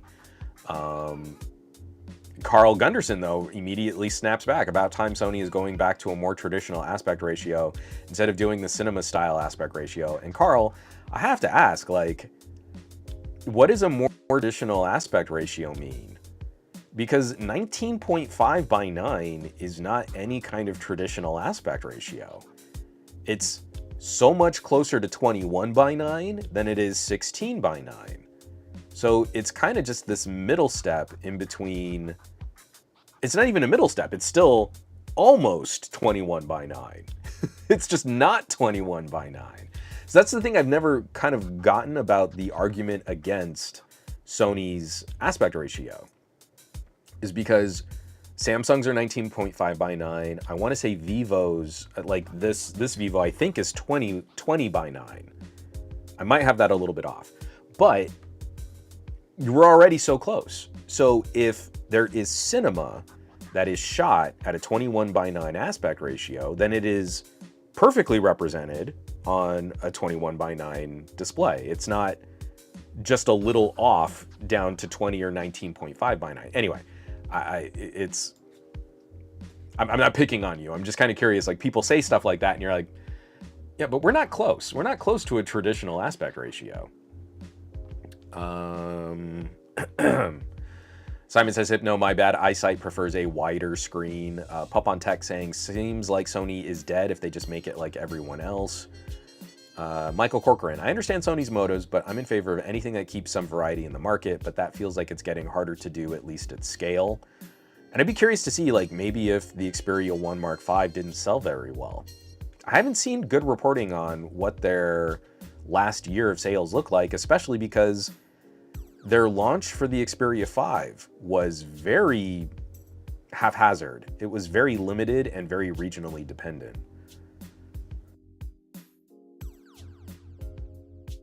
Muppinish, the 4K screen on my Pro I is definitely overkill, but I do like the tall design, but I wouldn't disregard Sony based on its design only. Pup on Tech, definitely agree on the tech reviewers. You're gonna have so many people like, oh, why even buy one now? Wait a minute, isn't that what you were complaining about? Is that you wanted a Sony that was more like other phones? But no, it's not different. God, I hate tech reviewers so much. Maybe Malik? I don't know that this is Sony's grand plan, though. This is interesting. All right, Malik is saying it would make sense if they want to undercut Samsung to be a display distributor. I don't know.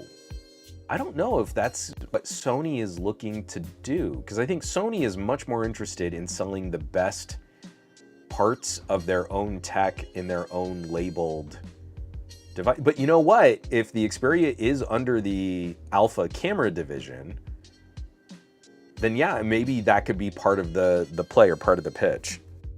The reason why I kind of feel like the Xperia might be looking, Sony might be looking at an exit strategy for the Xperia is their mid-ranger lineup sounds like it's going to be going through a couple changes. The Xperia 5, like I said, got that really wishy-washy release. And then it doesn't look like they're looking to put out another Pro, like a Pro or a Pro I. What they did instead is they made a 5G-enabled camera monitor that looks a lot like an Xperia, but it's super, super thick, has a fan, and has full-sized ports that you can plug into, a full-size HDMI and a full-size Ethernet port. And that, I think, is taking the place of an Xperia Pro. A lot of the same parts and pieces as an Xperia Pro, but just the extra depth to make it more of a focused broadcast camera accessory.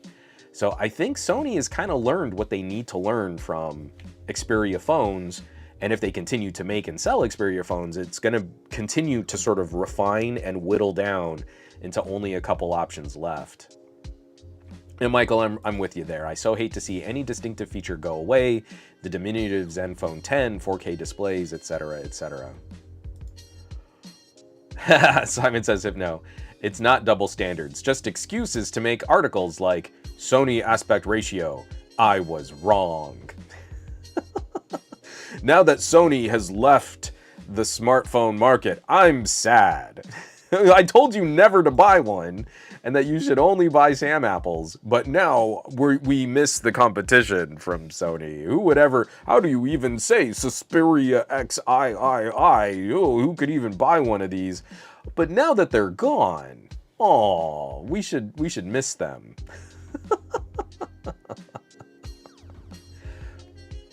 Muppinish, they should make a rollable phone. Introducing the Sony Xperia Cinema. Extend your experience. I'm still waiting to see any company make a scrolling motorized phone in any way practical. I really think that's like the worst daily lifestyle design I've seen yet. It was kind of interesting to see like the concepts, you know, when Oppo and LG were showing off rolling extendable phones, but you've got a motor that extends a plastic display out to the sides. That means like the edges of that display have to like curl and contract, and the motor has to be powerful enough that it can open up so that you can use it when you want to, as opposed to just a regular foldable that opens. Like, now I'm done. Now my OnePlus Open is open and I can use it. As opposed to, well, here I've got my phone, let me push the expand button. Zzz. Now I can use my phone. I just feel like in all of the whiz-bangery, in all of the sci-fi coolness, it's the least practical, most fragile, it's the worst design for making these things better. So I'll be really curious if anyone even really tries to bring one to market in a serious way. Carl Gunderson, Juan, are you expecting the next Xperia to come to the States given their track record? And I genuinely don't know.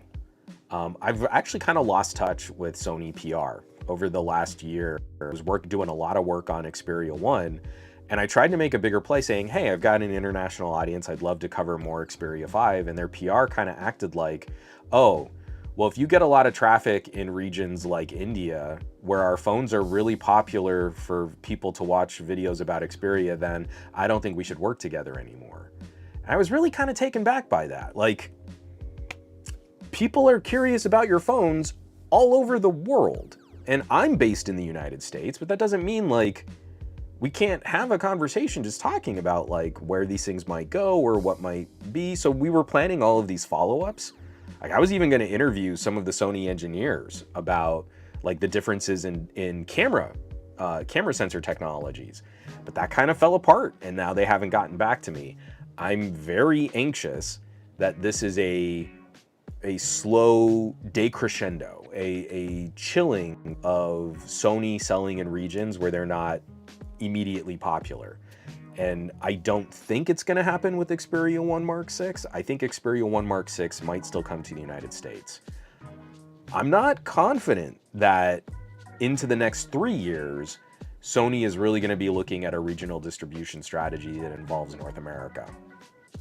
I don't think the Xperia is long for our markets here in the United States. Yeah, Pup on Tech, we kind of talked about this a little on Best of Our Week where I got real cranky. Pup on Tech says Zenfone is also dead. The new one is just an ROG button, ROG phone without the shoulder triggers. And I don't get Zenfone Ultra at all. I think it's ugly. I think it's kind of expensive. I don't think Asus has great software support. This is a very difficult phone to recommend in light of all of the incredible options that you can kind of get around that price with better everything than what's on that Asus. Better cameras, faster charging, better battery life, better displays. I don't get it. I used to do so much work with Asus PC building, and now, I mean, I've never had a relationship with Asus Zenfone, and I don't get it. I really don't get it. Let's see. So Goat V8, this is, I totally appreciate this, but it's kind of why I wanted Sony to be in there. Goat V8 says 4K kind of seems like the high refresh rate phones. It's nice to look at, but not necessary. And I want to ask, like, what do we expect on a phone that's going to sell between like $1,200 and $1,400? I want the best of everything that company has to offer. I look at a $1,300 iPhone Pro. I'm not impressed by the collection of technologies that are in an iPhone Pro at $1,300. Right now, I'm writing up my Galaxy S24 Ultra camera review. I'm not impressed with the quartet of cameras that you buy at $1,300 on the back of an S24 Ultra. I don't think they're getting it done. So when I see a Sony Xperia, well, it was the last one, the Xperia 1 Mark 5 had a little bit of a price cut, but I want to say it was still like a $1,300 phone. You had variable telephoto zooming optics. You had the newest Sony camera sensor in that main camera. You had a screen that was unlike any other screen on the market today. You had a headphone jack, you had memory card expansion with 256 gig of storage, you had decent stereo speakers. Like, you had everything on that phone. So I appreciated that it should have been an expensive phone. But no one should feel like a $1,300 or $1,400 phone is necessary and then only expect it to cover the lowest common denominator basic use that tech reviewers apply to average consumers. That's a $400 phone. A $400 phone might be necessary. A $1,400 phone should not be just slightly better than a $400 phone. So anyway, I'm not picking on you, Goat V8, but I was like, that's the way that we frame this conversation. Oh, I mean, it's nice to have, but it's not necessary.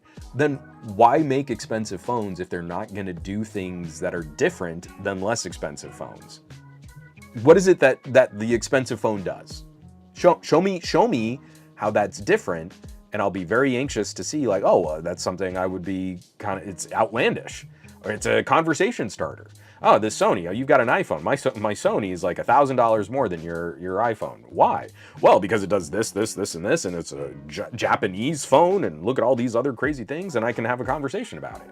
So, yeah, I want us to rephrase in our brain what is the outcome. And it can't just be the Apple logo on the box means that I should have to spend more, and it doesn't do anything else different than another phone that costs less. Dave Burns, one, those tech reviewers would be so mad at you if they could read. Oh, that's hilarious. Yeah, Barry, and I feel like a lot of people were kind of in that vibe too. I'm sad Sony was the only phone that I felt could really keep Samsung on their toes. It's a sad day. Now, obviously, these are rumors and mock-ups and concepts. We don't know that this is how it's going to play out, but it's coming from some sources where I'm starting to feel like this could be kind of legit, or at least a trend in that direction. So we'll have to see. Now, unfortunately, I kind of feel like Oppo, Vivo, and Xiaomi are the main companies that are keeping Samsung on their toes, but that doesn't mean Samsung has any pressure here in the United States. And that's a major issue. So we're in really dangerous territory here with Samsung and Apple taking up 80% of the smartphone market. And Carl, yeah, I'm kind of with you, but I liked that. Okay, so hold on, sorry. Let me read Carl's post. I'm honestly surprised that Sony hasn't dipped out of the US market yet, since they dipped out of the Canadian market along with Huawei and Honor right before the pandemic started.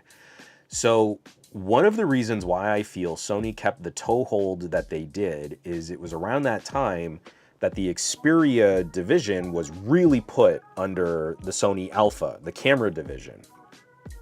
And now looking back on it, the Xperia Pro I and the Xperia Pro, those phones to me look like test markets, test products to see, is there a Sony broadcast future? And actually that stuff worked pretty well. The first Xperia Pro was really more of a broadcast modem brain for professional grade cameras. And that sold surprisingly well to television stations, to schools. It was a really big thing, especially in colleges. So you could very quickly come up with sort of a live stream solution on any camera that you could plug into the Xperia Pro.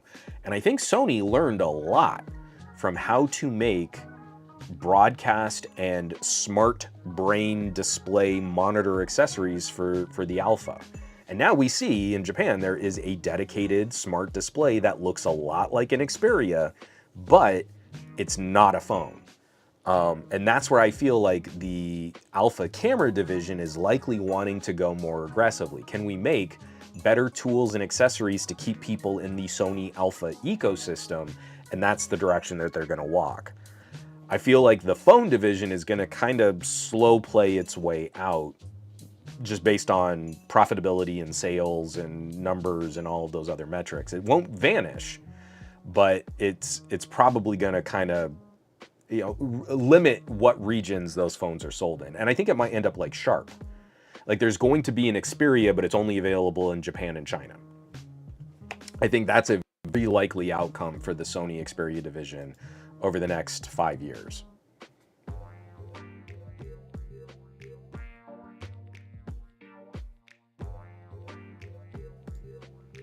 I accidentally bumped my keyboard and I was worried I'd just shut the whole stream down. DTNL, no average consumer is spending $1,300 on a phone. If you think so, kindly go outside and touch grass. And Diago is saying like the expensive phone is a status symbol. I don't think anyone cares about expensive phone status. I think there is a type of consumer who cares about bullying people with different colored text message bubbles here in the United States. And that person is only interested in whether or not you have an Apple. If you have an Apple, cool, I guess you can be friends. But if you don't have an Apple, it's always the worst talking to people without Apples. And that's it. I think the rest of the world, no one cares what phone you have. No one is flashing their phone and going, oh, that person is wealthy and successful, and I would like to engage in marital relations with that individual. Going back to our Pornhub conversation, right? That does not exist at all. The phone is a commodity. It is a utilitarian communication appliance that is mandatory in the 21st century age, and no one cares if you spent a lot on your phone. Occasionally you find some novelty. People love playing with my OnePlus Open and my Pixel Fold. They think they're neat, but they don't care that those are crazy expensive products. They're not going to buy them. They're not interested in flashing them or flexing or anything like that. It is even Gen Z and younger, Gen Alpha, they moved on to Stanley Cups as the fashion flex. Do you have the right kind of insulated coffee mug was more important than do you have the right kind of phone? Nobody cares about your phone. There is no status to derive. So if there's no status, what I want to see is $1,400 worth of phone that can kick butt against laptops and cameras, MP3 players, and all of the other gadgets and accessories I might want to buy. Maybe I can just spend more on my phone and take care of all that other stuff. And that's what I want. But capability is never going to be as sexy as fashion. The fashion, the marketing, the presentation, sure, I guess. But no one cares. No one thinks an expensive phone means you're a more successful individual now.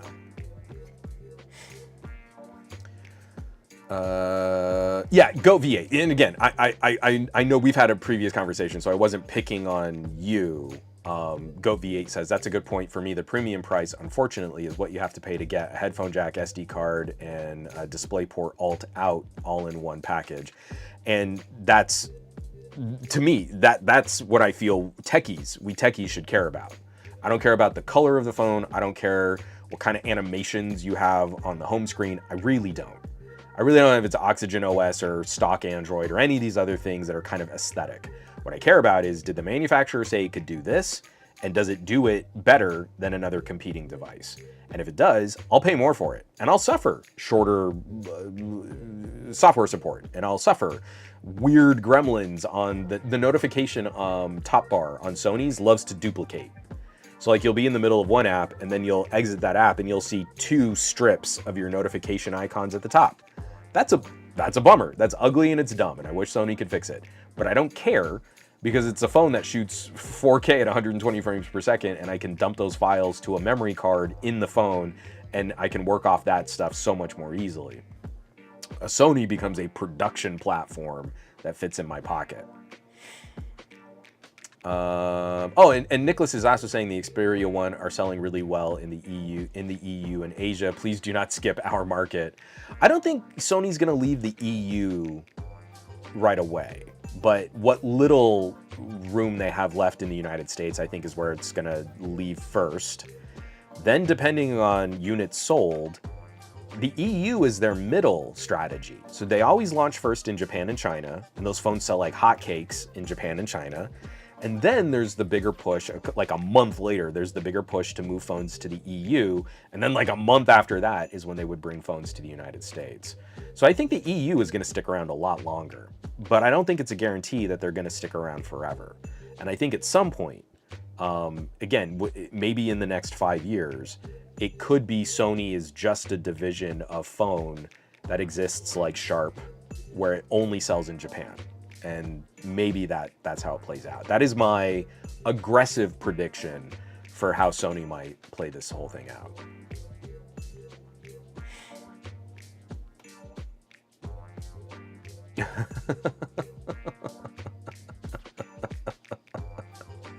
Dr. Claw, that's pretty funny. Okay, we got to read this one.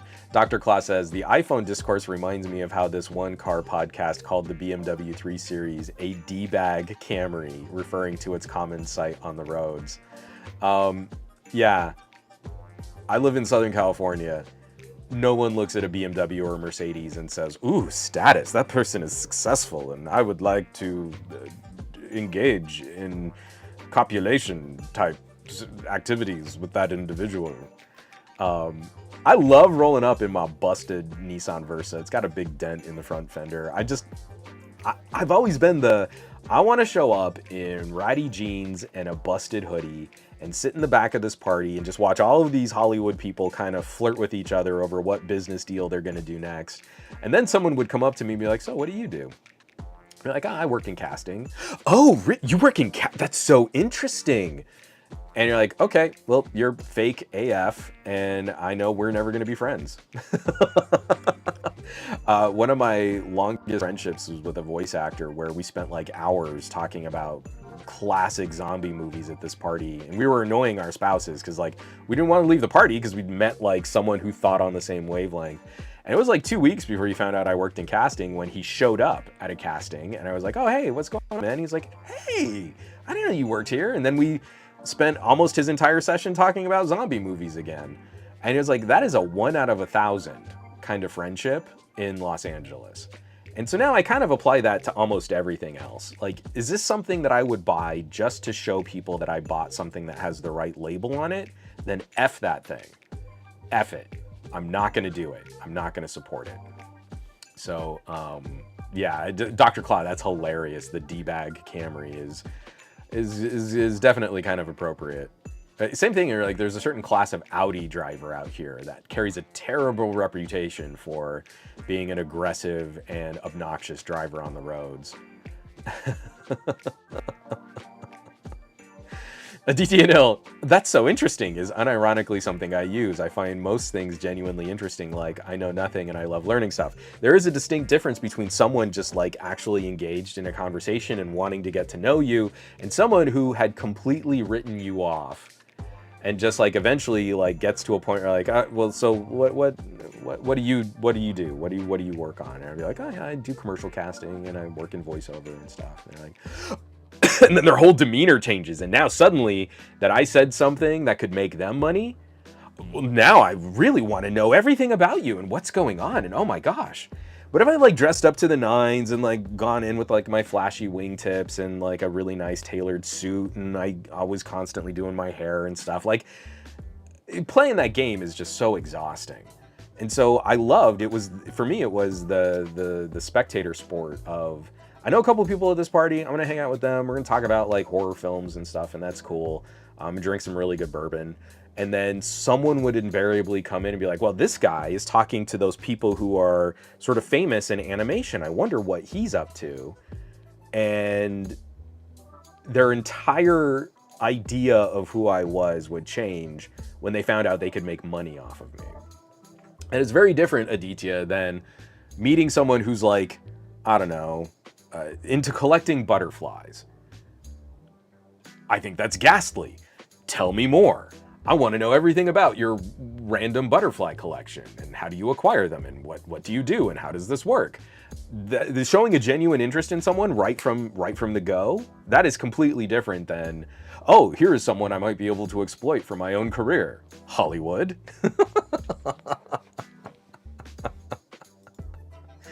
So yeah, it's pretty messed up. So this last one, and our podcast is going to run a little bit long. This is written up over at Tech Radar by Timothy Coleman, and kind of goes hand in hand. This was published after I published my look at the Samsung Galaxy camera versus the Vivo X100 article that's currently on Patreon, patreon.com/somegadgetguy. And Timothy's written up an article, compact cameras are making a comeback as demand for Nikon Coolpix soars by over 8,000%. And this is a trend that we've been watching play out in social media, in these little pockets of influencers saying, hey, did you know that there used to be standalone cameras and they take really interesting photos and they look different than the photos that come from our phone? And they have flashes on them so that you can get better lit when you're in a dark environment. And it's like this sort of discovery, and it's caused this kind of gold rush of Gen Z and Gen Alpha like digging through their parents' old junk. Like, oh man, I was digging through like old boxes in my parents' garage and I found this Canon, you know, this PowerShot, or this Nikon Coolpix, or a Sony CyberShot. So off the last round of articles that had come out about influencers, I was digging through some old gear and I found my Samsung Galaxy camera. So this was like a little mini Android tablet. It's got an old quad-core Exynos processor. It's running Android 4. It was never updated beyond Android 4. But it is indicative of what these sort of pocketable... I mean, this isn't huge. Do I have my... Okay, so this is what I put in my pocket for my Xiaomi 13 Ultra. And it's got the extra little protection on the camera sensors, and then I keep a lens cap on top of that. And I don't know if I can show this off in a good way. It's not, let me kind of rotate, pivot, there we go. I mean, it's a little bit thinner, but it's not dramatically thinner than putting a super zooming point and shoot camera lens in a back pocket. So this is indicative of what that experience would have been like. This is a 21 times zooming lens.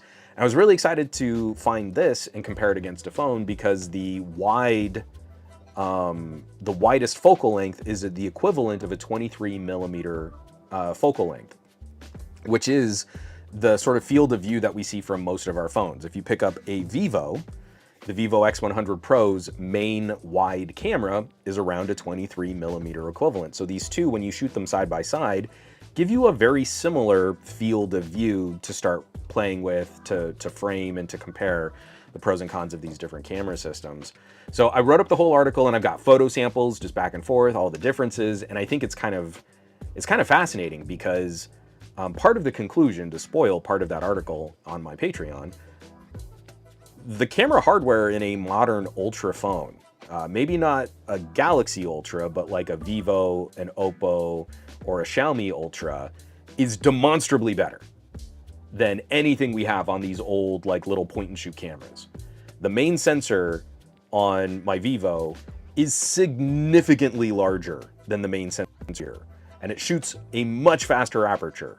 So this has a smaller sensor and a much smaller aperture than what the Vivo has. So it's physically the hole that goes into the camera much, much bigger. I actually think it is better to have a collection of prime lenses on the back of a phone rather than trying to make zooming variable optics. So this has one sensor and a big lens so that you can go wide or you can zoom in, but this lens can't be big enough to keep a consistent aperture across that entire zoom range. And the optics are kind of soft in certain parts of the zoom range. So you get to the further end of your 21 times zoom, those photos are not as nice or as crisp as when you've got the phone kind of shooting wider open or that you stop down. So it's like part for part for part for part for part. What we can put in our pocket now dramatically outperforms the science, the technology, the hardware that we used to have in these little point and shoot cameras. So I just think it's really interesting, and I'd love to hear some feedback on this if you want to hit me up on comments. I posted this question across social media, on Mastodon and on Threads and on Blue Sky. Where are smartphone manufacturers going wrong? if I capture a RAW file from a Vivo X100 Pro, it looks so much better than any of the files I can generate from a 10 or sometimes even 20-year-old digital camera. But there is a certain quality to the photos that is now starting to attract attention from younger consumers. There is something happening. There's something going wrong with smartphone camera manufacturers. I think we're focusing on things that are scientifically impressive, but don't actually get photos more attention when we're sharing them on social media. Now, everything has become so HDR, bright and unicorn pukey and colorful. Nothing really stands out unless it looks different than what our phones are all trying to accomplish. That sort of in my brain is a loose way of trying to phrase part of what that other editorial is about. But if you want to see head to head, you know, self-portrait, self-portrait. You want to see like, you know, a landscape or colorful rocks or detail at maximum zoom. I'm telling you, like, it is remarkable how much better the phone cameras are. And I've gotten so many people saying like, oh, well, yeah, I mean, like the phone sensor is one thing, but you need the better optics. And like, well, if you have zooming optics, that's more complicated and not it's harder to make a zoom look good across the entire zoom range. On an inexpensive zoom, you often hear like, hey, in this range, your photo quality gets a little bit soft or details get a little smeary, stuff like that. If you have 4 prime lenses on the back of your phone, you can get away with much simpler optics because nothing is zooming, nothing is moving around. So you can have a wider, faster aperture. You can have a clearer, just simpler light transmission directly into that sensor.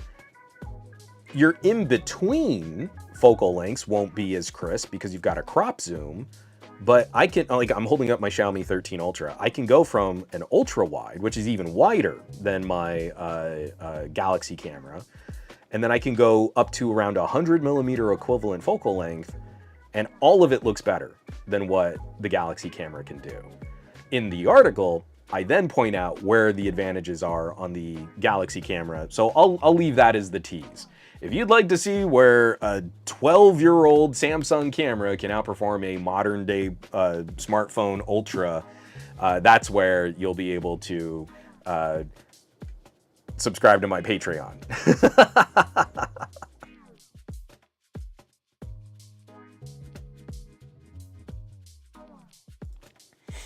So let me kind of scale back here because we had a couple of comments and I want to get into these before we wrap up the show.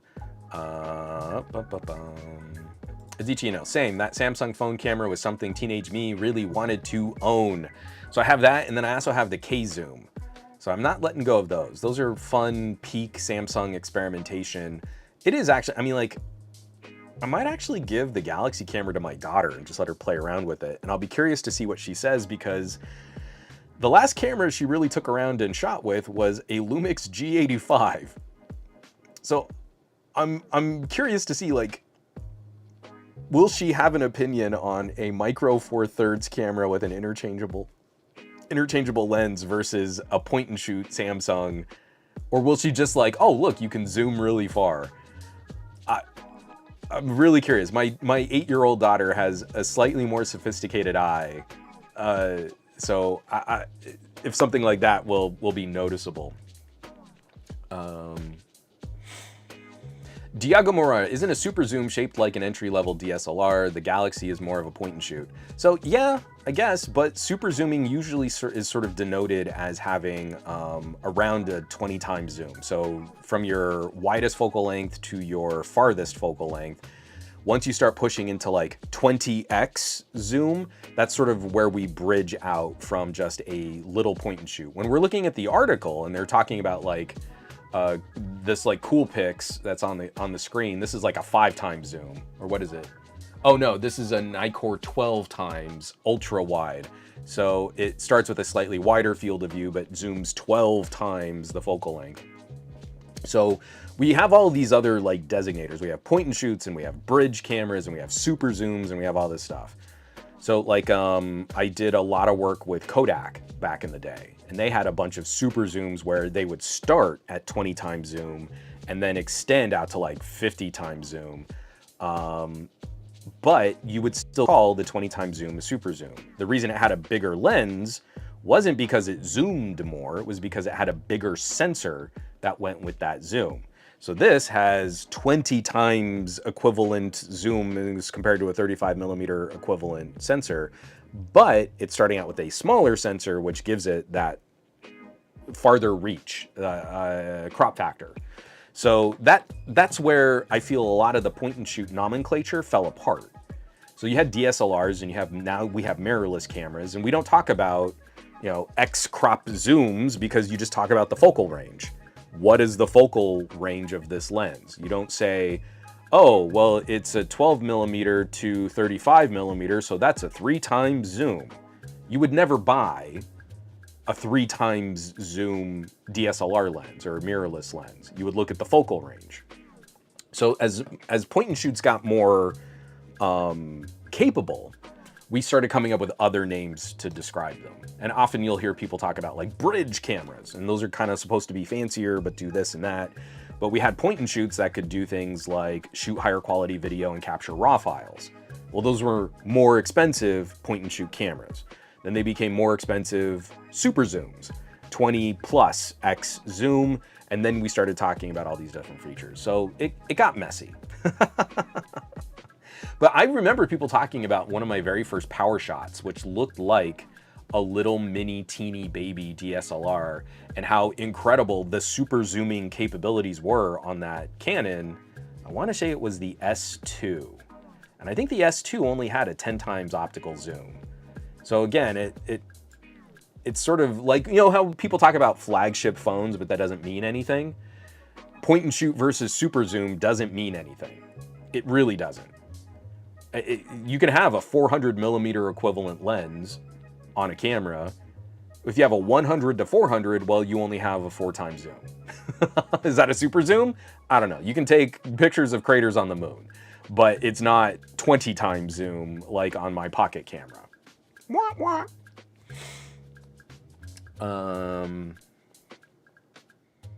Oh, Ken X, yeah, all it needs is an MFT adapter so we can use more lenses with it. I'm still really shocked and disappointed that like Xiaomi has their photography kit for the 13 and the 14 Ultras, but so few other companies have come out with like lens adapters or diopters or just mounts to put on ND filters. Like even that, just that alone would be a huge perk. From Dave Burns, I think that implies that the best-selling phones aren't competing with point-and-shoot cameras from 15 years ago. I also wonder if we see more people refuting constant phone usage. So that's definitely a part of it. And we were kind of talking previously, I don't know if it was last week, but just sort of some of the trend on people wanting to use like dumb phones and flip phones and stuff like that. And I think that's a part of it. There's like a deliberate action of, I am picking up this camera, and this camera is going to take a photo. And that's it. The camera is not going to distract me with notifications. The camera is not going to get in my way with like, you know, adverts for games. I'm going to take this photo. Then you won't see that photo until I can get the photo off of the camera somehow. And sometimes you could Bluetooth it over or use Wi-Fi or plug in a cable, but sometimes you just have to wait until I get home and then I'll share the photo with you. So I think there is something deliberate about that, where someone is making a statement to say, this is how I want to engage with capturing a moment and sharing that with my friends. But to your point, like a lot of people are saying like, oh, well, yeah, it's like this lens and that makes the image better. And you're like, oh, it's not. The technical characteristics of a modern premium tier phone dramatically outpace the older point and shoot cameras. The decisions made in processing that photo, though, I think could be contributing to a photo that looks more interesting because it's not like every other unicorn puke bright HDR photo out there. And that I think is getting lost in the translation. Like if you go to like photography websites, it's a bunch of like at Petapixel and DP Review, it's a bunch of people patting themselves on the back like, yeah, we know regular standalone cameras would always be better than phone cameras. And you're like, that is so dumb. It's a bunch of people who hold on to gear for a really long time, so I totally believe it's like someone who's like, yeah, I still have my OnePlus 6, and that camera's terrible compared to my, tens of thousands of dollars mirrorless camera, so who would ever use their phone camera, blah, blah, blah. And you're like, no, you've missed it. You've missed years of photography improvement, and you're still talking about the phone as this compromised solution that is only acceptable if you have no other gadget to shoot with. I'm now putting photos and videos up directly against Micro Four Thirds. Like it's gotten pretty aggressive in the pocketable space. And also, put that Sony A7 in your pocket and get back to me.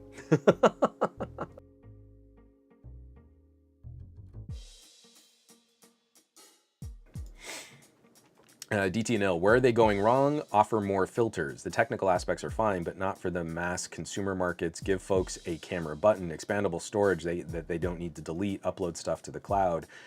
Phone cameras are simply put more convenient and really good. Just make the UI simple to use, make the usage nicer, and possibly offer nice aesthetic filters. I think that's kind of a good sum up, Aditya. I think again, I think we're losing sight of what are people trying to do when they capture a photo. I'm out at a park, it's a bright sunny day, take a photo of my daughter, there are like pine trees behind her.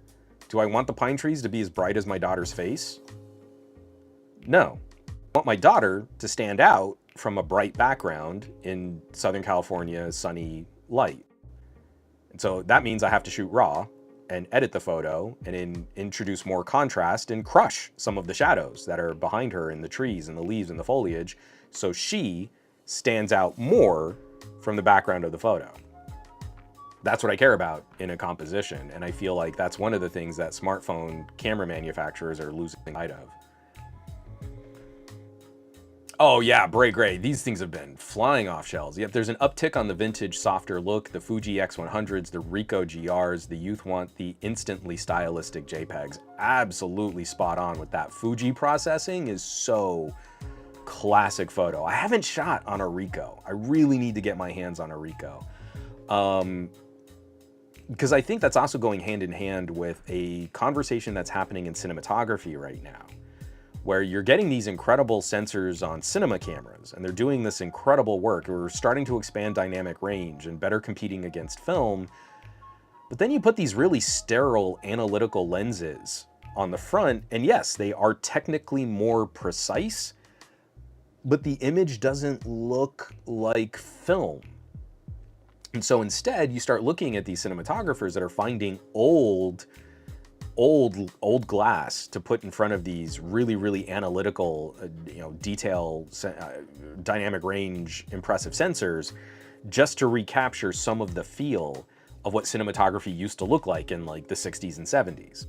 And so that, I think, is this interesting battle back and forth, is like, we tried this era of cinema where we would shoot clinical and then try and use like software and filters to make it look more worn out or aged, or we want the imperfections of old glass.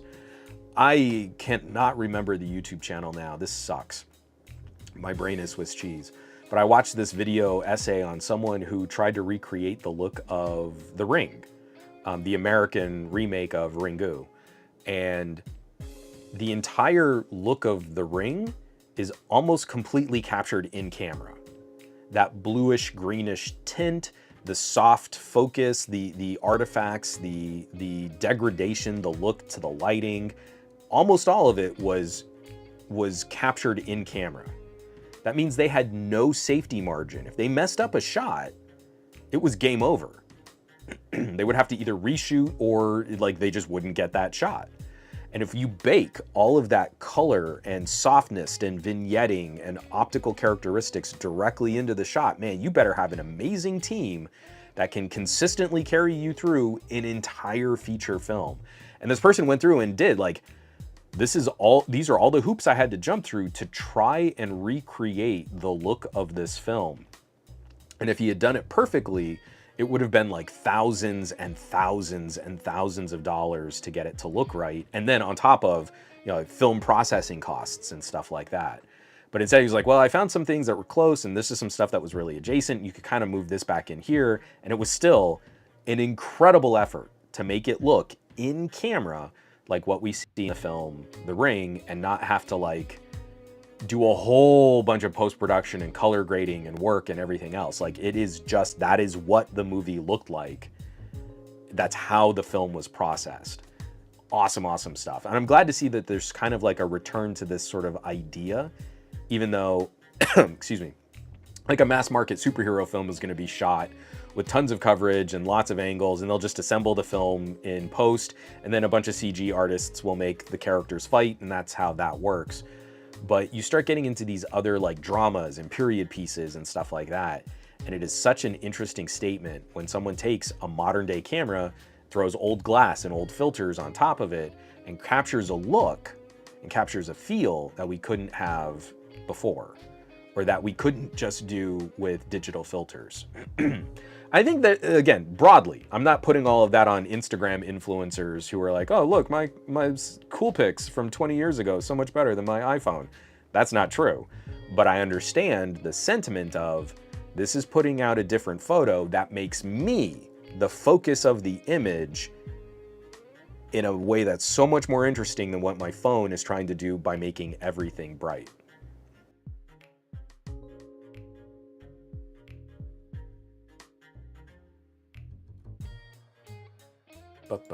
Sorry, I'm behind on the chat. Yep, Diagomora, I had a Canon with a 35 times zoom. I think I had one of the 20 times. I also had one of their like larger sensor. I forget what, was it the PowerShot G? I can't remember. But like one of the other phones that's proving to be extremely popular in this whole revision is the SX series. And those were the cheaper, less feature complete Canons, but also had 20 times zooms. So again, it's like kind of all over the place what we used to call these cameras. They're all point and shoot, but some of them had bigger lenses than others, and some of them fit better in your pocket. So,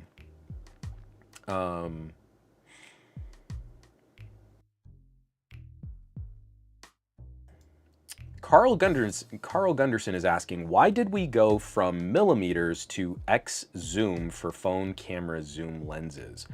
And unfortunately, I think it is because I think manufacturers correctly saw that if you were going to displace a part of the camera market, it was going to be the point and shoot. The pocketable cameras were going to be replaced by our pocketable phones, and those consumers were trained on X zoom. Like this article is showing a Nikon, and on the lens, I don't think I can make this any bigger. Hold on, let me try and zoom in the old-fashioned way, is Nikkor 12 times wide optical zoom EDVR.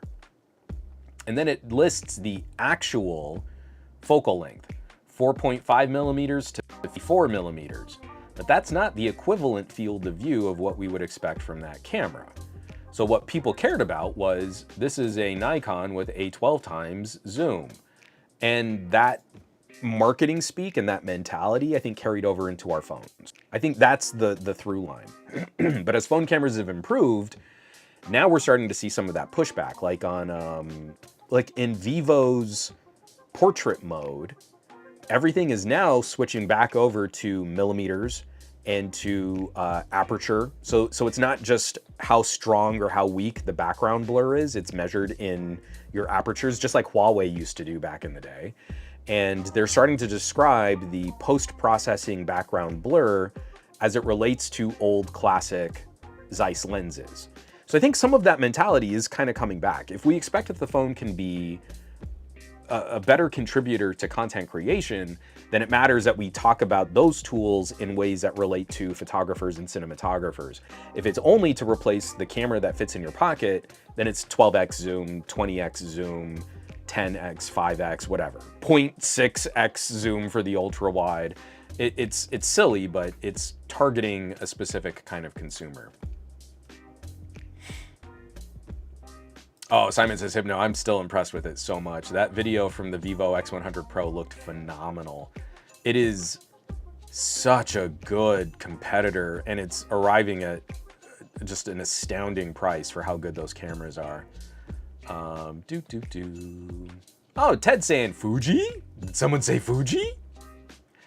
Ted's our resident camera body snob in the Discord. It's so hold on. No, Ted is all about like the more current and more modern cameras, but is it Jeremy that's into like film photography right now? I have to look that up. I'm sorry, I probably have the wrong members there. Yeah, Malik, you're telling me that old Panasonic point and shoots are coming back into style. I mean, in a way, yeah, there's a conversation bubbling right now about using dedicated cameras for this kind of stuff. Yeah, and Dave, my girlfriend makes scrapbooks because it creates a physical object the memory exists on, even if the digital is more readily available. And I've been doing that too.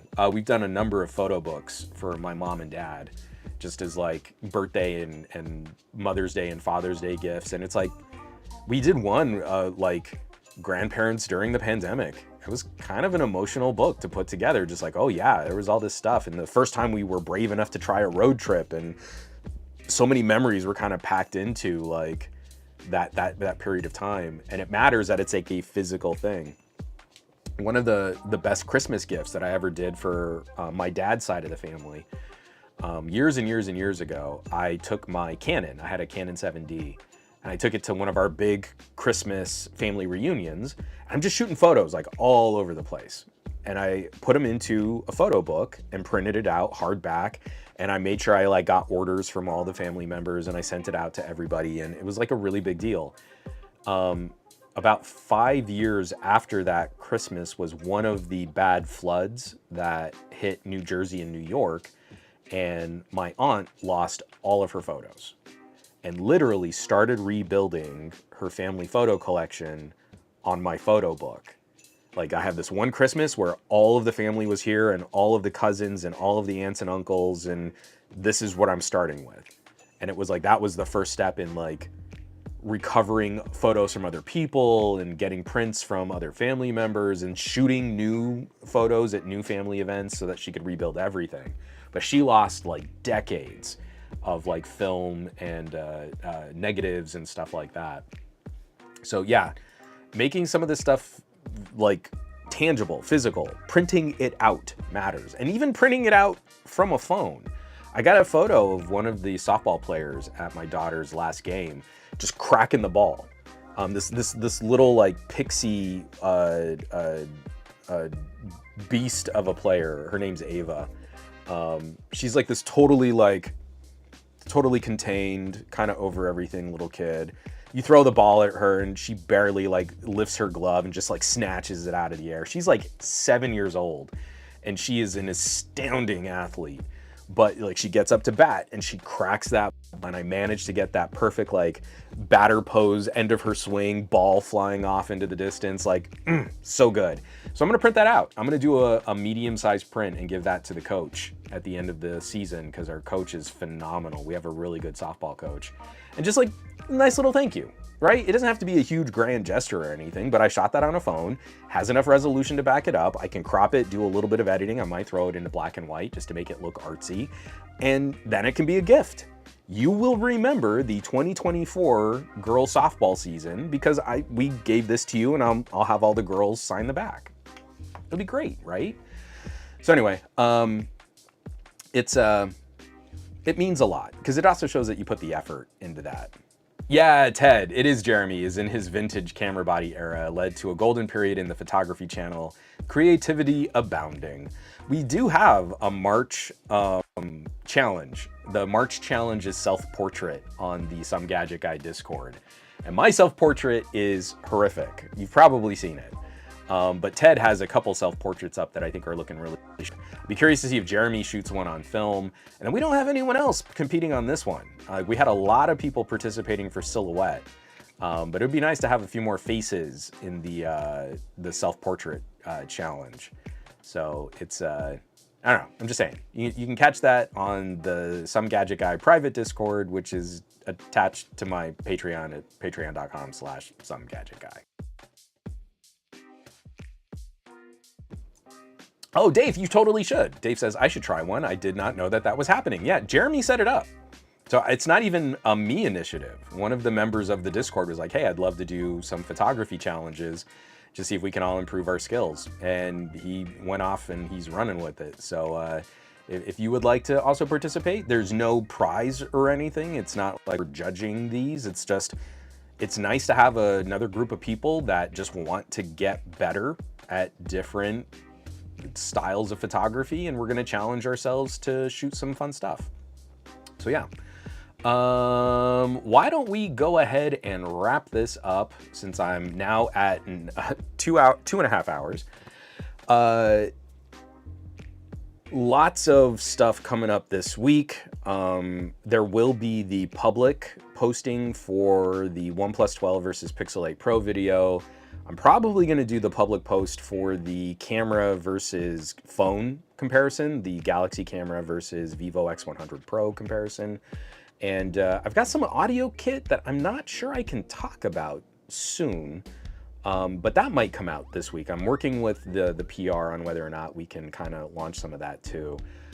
I'm just having so much more fun talking about using stuff than I am reviewing it. And I've been in kind of a dark place and kind of an angry place with like how PR has been working with influencers, how platforms have been handling videos and traffic, and like a couple times gotten really close to just like, maybe I'll just go get another job and just shut everything down and I'm done with social media and I'm done with being a reviewer or an online commentator or an influencer or whatever I'm supposed to be these days.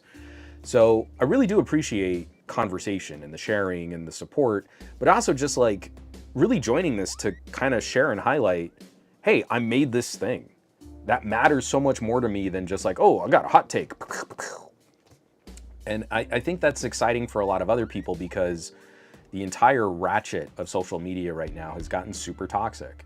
You're not going to get as much traffic because, you know, social media companies only want like the ugliest, most divisive, arguing crap to be on their platforms because that keeps people engaged and on their site longer. But I think for the rest of us, like if you're really a fan of technology, or if you're into this hobby, or if you're into photography, or if you're into music, or if you're just into talking about movies, lately there's been this kind of renaissance of sharing something that's cool. And it's okay if you don't think it's cool. I think it's cool. Or you can just appreciate that someone has a passion for something that's not your cup of tea. That's what's been so much more fun to keep track of. That vibe has been so refreshing. To find little pockets of it. There's not a lot of it, but to find those little pockets of it has been so much nicer. A conversation like, what are all these kids doing with 20-year-old point-and-shoot cameras is so refreshing to talk about versus, I don't know, the HDRs on the iPhone are better than the HDRs on the Galaxy because iPhones get better SEO. So, folks, stay tuned. There's going to be a lot of stuff to talk about this week, and hopefully I can start sharing more of it soon. But yeah, I'll be stoked to share more than just like talk at you with more specs and press releases. So stay tuned. I want everyone out there to have an amazing week. I want you to do awesome with your technology. I want you to be awesome with your technology. And I want you to keep taking care of yourselves so that you can continue to be the good tech neighbors that I know you are. I'll catch you back next week for another episode of the Monday Morning Tech Chat Show on the SGGQA podcast channel. Be safe. Take care. I love you all, and I'll catch you back.